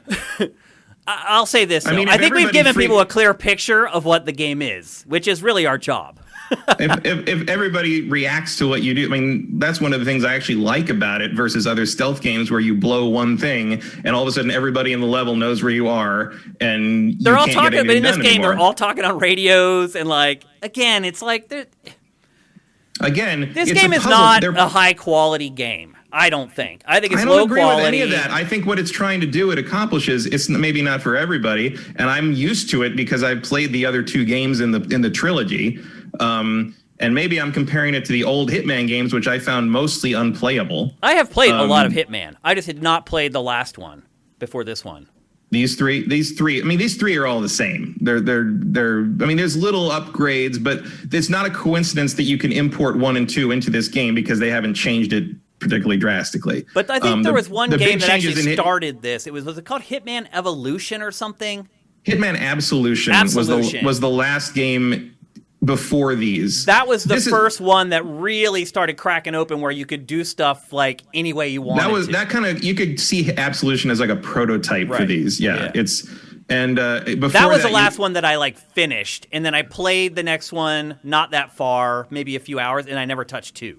I didn't finish that. I didn't finish Absolution, although I liked what they were after. I think they finally got there in Hitman 1 of this, whatever you want to call this trilogy, or it wasn't really a reboot because it's all still kind of in continuity. Yeah. But it's like, this is also the final like story, I should add. We didn't even talk about the plot. Yeah, this is the end of this trilogy or whatever. Well, that's another thing. We didn't talk about the plot because it doesn't matter. Like, the plot in the series is bizarre. It's bizarrely short.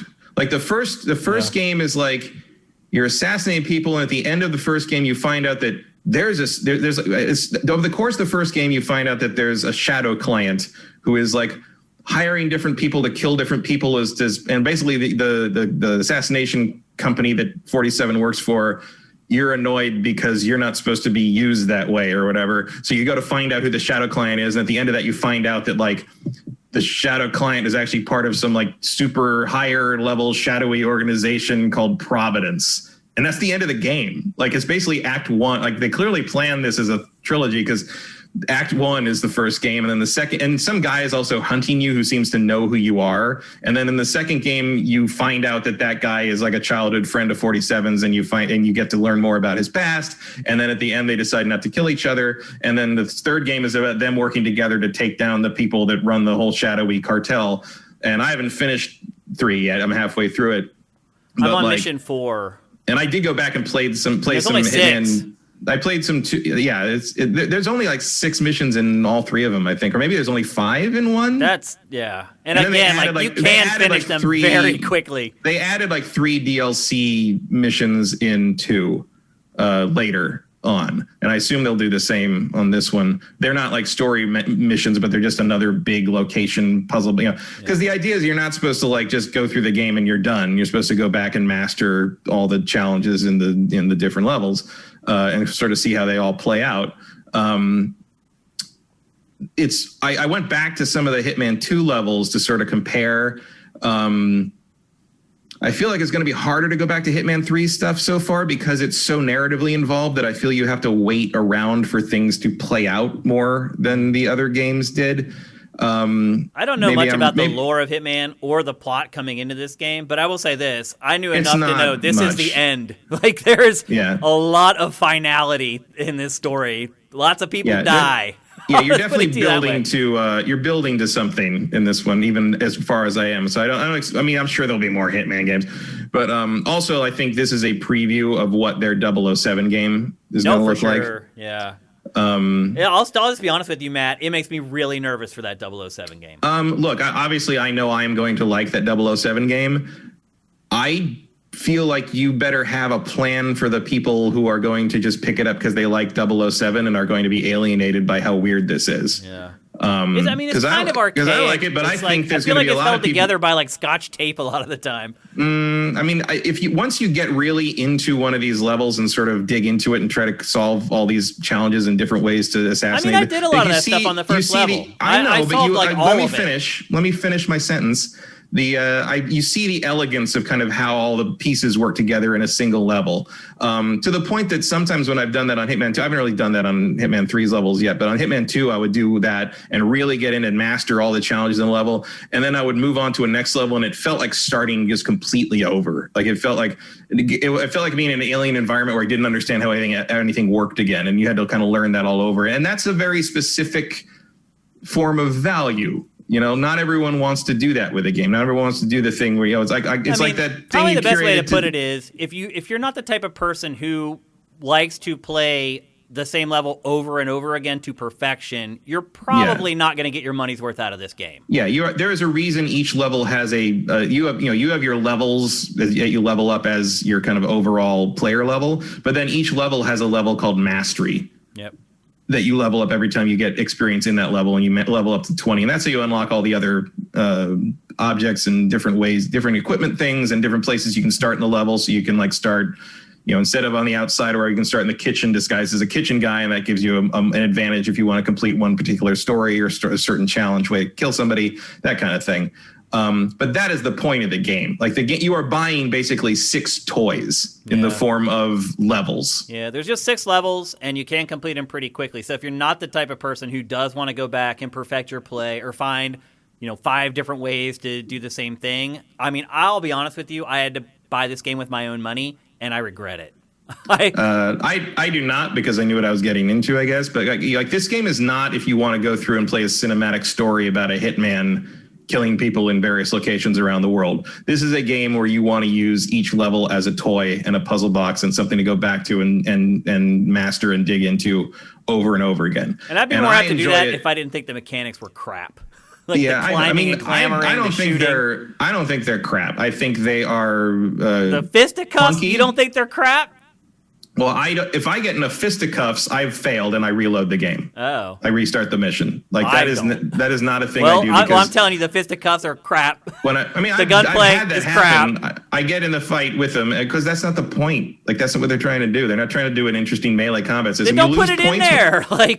Then they would actually send me the message of, you need to do it the other way. Well, the way they send you the message is you lose points if that happens. Yeah, I guess I just don't care. Or you have to get in a fist fight, or you have to kill someone who's not a target. The other thing, too, is that they give you everything you need in each level. So you don't even need to carry anything over. It's like every level you get a screwdriver and a crowbar and like the wire, and you have the camera at all times.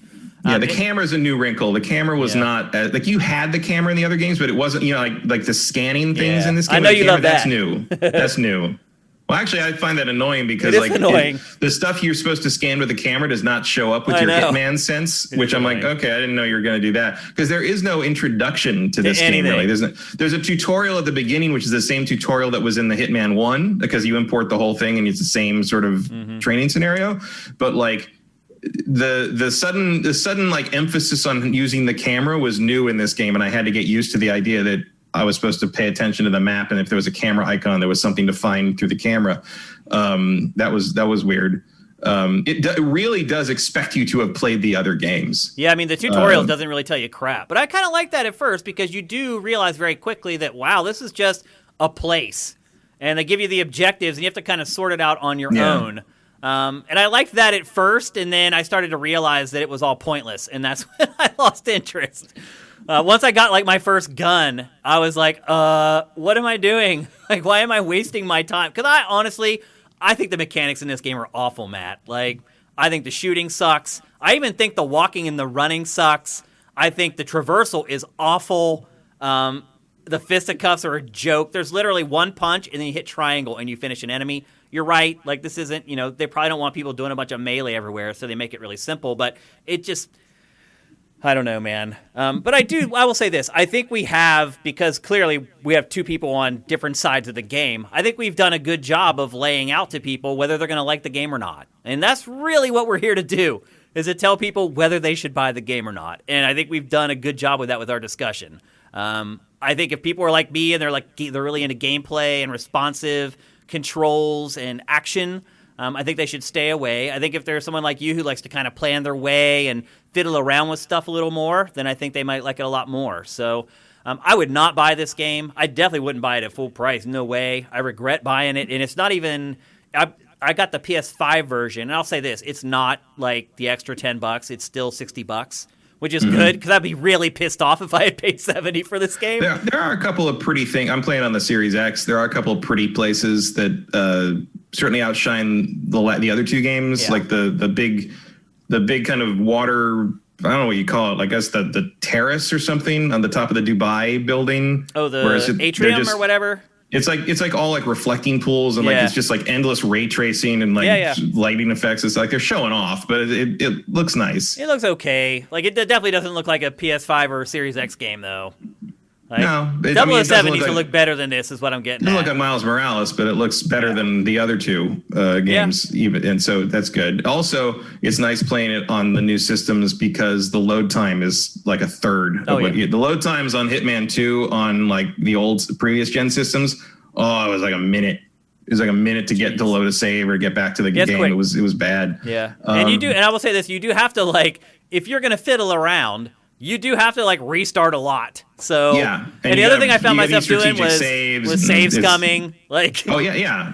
Oh, that's the other thing on master difficulty. One save. That's all you get. Oh, you get one save. I mean, per honestly, level. I don't think I've even used more than one. I use saves because if I know there's a place where a story or an assassination option branches, I just want to load that back up and not go through the whole level again. I just so I'll do this and choose this instead. And so I can get that challenge with a quick reload instead of playing a whole 15-minute mission again. I use the extra save slots for when I was playing out in the living room away from my capture station. So if I got to a point, I'm like, I want to make sure I can capture this, I'd save there. Right. So then when I went back to capture, I could just grab it really easy. But capturing this, I would imagine, is a lot of walking until you get to a part that actually is interesting. Yeah, most games when I capture, I just let it roll. Because there's just you can't do that in this game. No, there's going to be a lot of wandering. There's just dead air, just tons of dead air. And so I ended up 3 minutes of me crouched behind a couch. Yep, I sucked up a lot of gigs on my hard drive with worthless footage that I'm going to have to go back and delete. But anyway. Yeah, I mean, but I am curious, even as someone who likes these games a lot, if 007 will be super in line with it. Because I pity the GoldenEye fan who just picks up the new Bond game and ends up with that. I know. I don't know. They would be stupid. I would imagine a Bond game would have to be more action oriented. I would also imagine the license holders would make sure that the Bond game is a lot more action oriented. I mean, maybe, but we saw some of the crap EA put out under that license. That's true. That's true. So anyway, that's Hitman 3. It's available for pretty much everything, even Switch. It's no shortage. There's a cloud version for Switch, which apparently I saw on social media runs okay. It's playable. So yeah, I mean, the only cloud Switch thing I have experience with, I played the demo of Control, and it was you could tell it wasn't running locally, but it worked. Because it looked decent. Yeah, it looked fine. I'm joking. It looked better than it probably would look running natively on the Switch. Yeah. I wouldn't. I mean, honestly, I think this game could maybe run on Switch. To be honest with you, if they can get Doom Eternal to run on Switch, this game can run on Switch. I don't think. You'd have to get rid of the ray tracing and all that crap. Whatever this game is running on, I don't think it's nearly as efficient as id's engine. I mean, you'd have to get rid of the ray tracing, and you'd have to cut down the crowd sizes and stuff. But otherwise, the character models and all that stuff, they could totally run on Switch. But I think if you lose the crowds and stuff, you've lost part of the game. And it's just not worth it. If you can just put a cloud version up, why would you spend all that money? One of the reasons Doom Eternal works is because its tech is magic. Yep. And I as much as I like IO Interactive, they are not magic. They are definitely not. Definitely not. So anyway, there's Hitman 3. I appreciate, isn't it kind of crazy that company has made that same series for like 25 years or something? I know. Like, how they've could just you not made get Hitman sick of games it? Forever. And they're so drab and like serious. It's like I would go crazy if I had to work on that IP for 20 years. You want to do something? You want to have some fun? Not fun, but you want to have some fun? Go back, load up the first Hitman game, which you can probably get for like $2 on Steam or something, and try to figure out how to pick something up. Yeah. I mean, that's the other thing. The like control scheme in this, presses. like none of the buttons are where you expect them to be. Like they don't follow the control. Like the crouch is like clicking L. Like the reload isn't square. Like all these buttons that have just been used for stuff for like years and years. This game just ignores all that. You have to completely relearn the control scheme. Which whatever, it is its own control scheme. That is for sure. Yep. All right, it's time to get to Q&A, people, and time for me to put on my reading glasses so I can read the tiny print on this iPad. We have some time to get through a good many questions, so if you guys have any, hit them up. Hit us up. The first one from Vincent Sifted.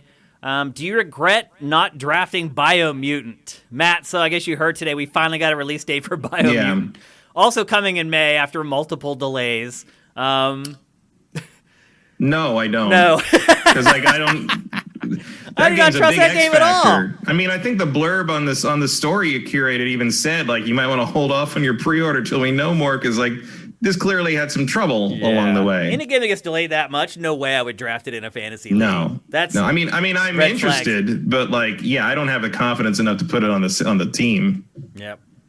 Commander Fett, would you ever consider bringing back the Deep Dive show? Yes. A lot of the stuff that we had planned for Sifted 2.0 that went down the toilet was because of COVID, not being able to be together in a room to do stuff. So Deep Dive's definitely something that'll be coming back. I will say this, I apologize. I know I promised that we were going to do a spoiled over the holidays.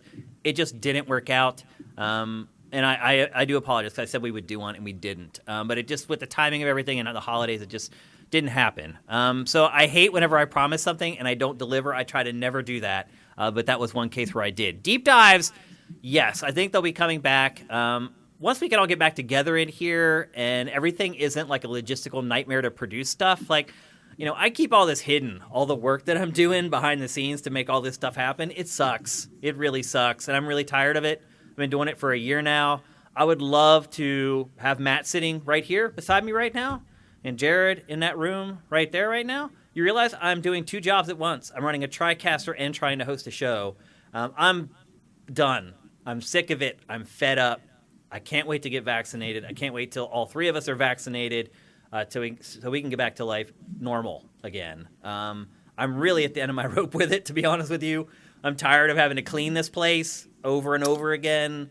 I'm sick of all of it. So, yeah, you got about 6 months of it left. I know, dude. It's freaking killing me. But, you know, I'll fight through it like everybody else is. Everyone else is in the same position. It sucks for all of us. And I think all of us are over it as well. Next up from Lesteved. Shane, have you played Thief 1 and 2? They are the best stealth games ever created. I played the first Thief, and yes, it blew my mind when it came out. That was a long time ago, though. And I did not play Thief 2. But I thought people said Thief 2 wasn't quite up to scratch. That's what I remember. Thief 2 is by far the best one. Oh, it is? Okay. By far. Yeah, I haven't played it. It is really good. I'm not a gigantic stealth guy. I'm not against it. I like games that allow me to choose between the two and allow me to use stealth where it makes sense and allow me to use guns where it makes sense. I don't like being pigeonholed ever and being told how to play a game. As you guys just saw from my Hitman 3 discussion, I don't like it.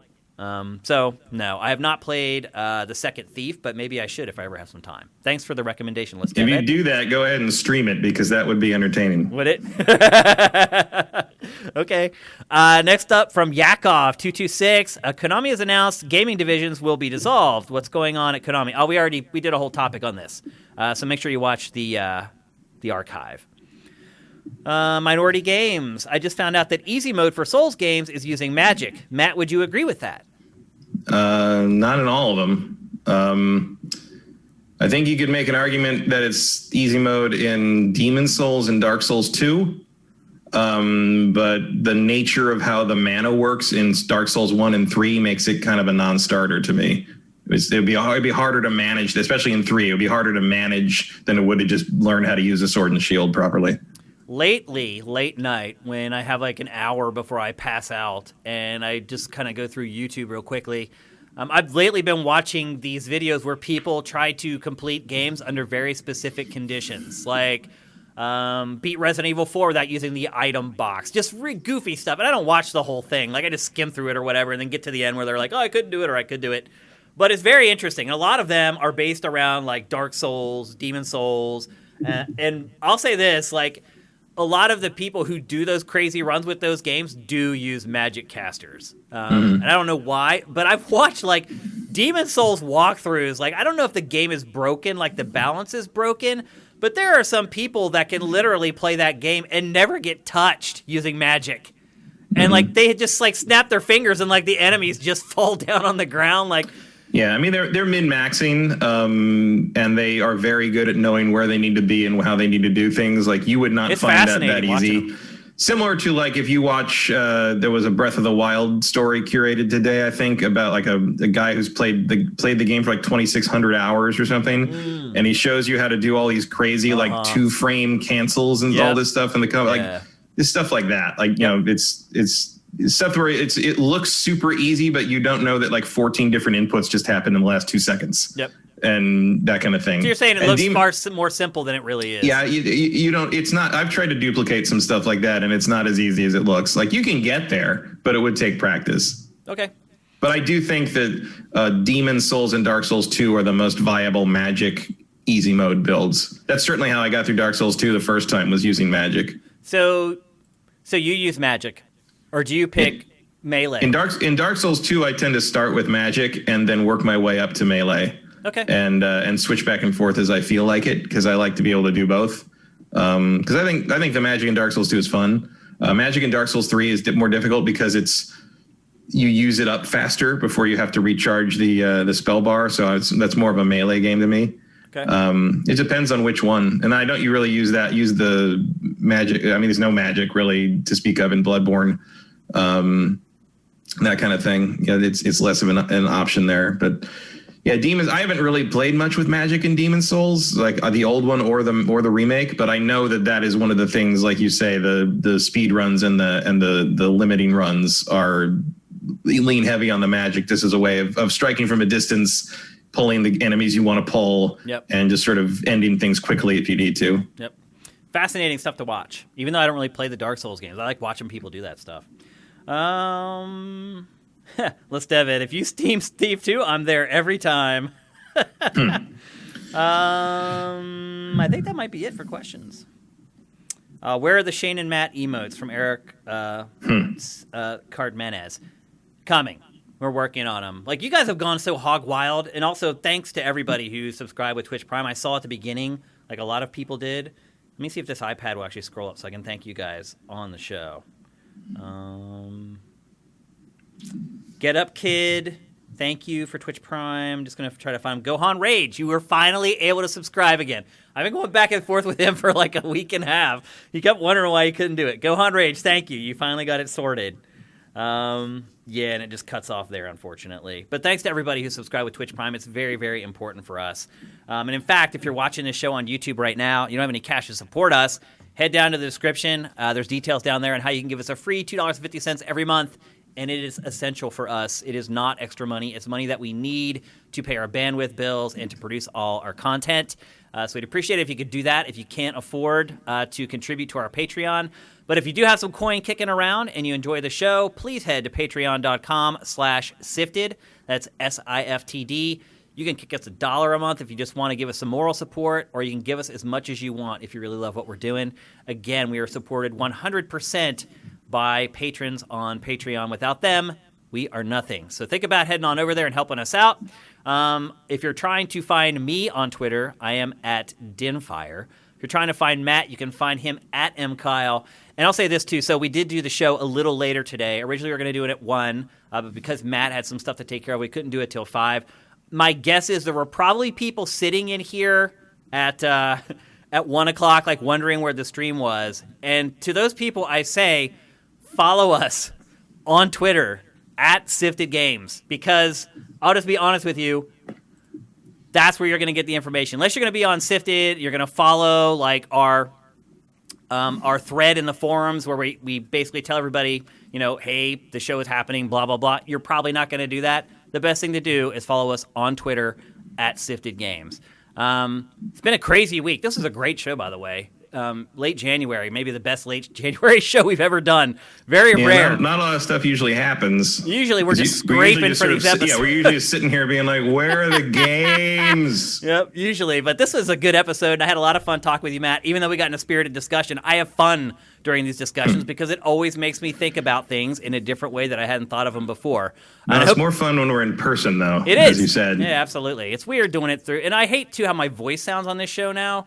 My voice sounds like it's coming through a tin can. It sounds like it's a Beastie Boys album.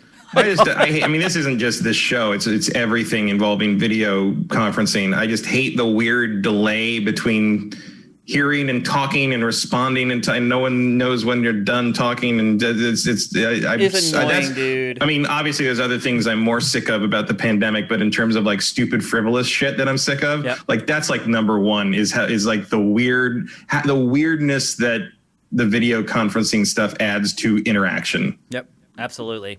Before I go, we got our new shirts up in the store, sifted.net/store. Some of the sizes are getting really, really small. We only have a couple of the smalls and the mediums, and we may be out of triple XL at this point, and we only have like a couple double XLs left. So if you're any of those sizes, you might want to jump in there as soon as you can. I will be back here next Tuesday at 1 p.m. live on Twitch. Until then, have yourself a great week. GameFace is up and out.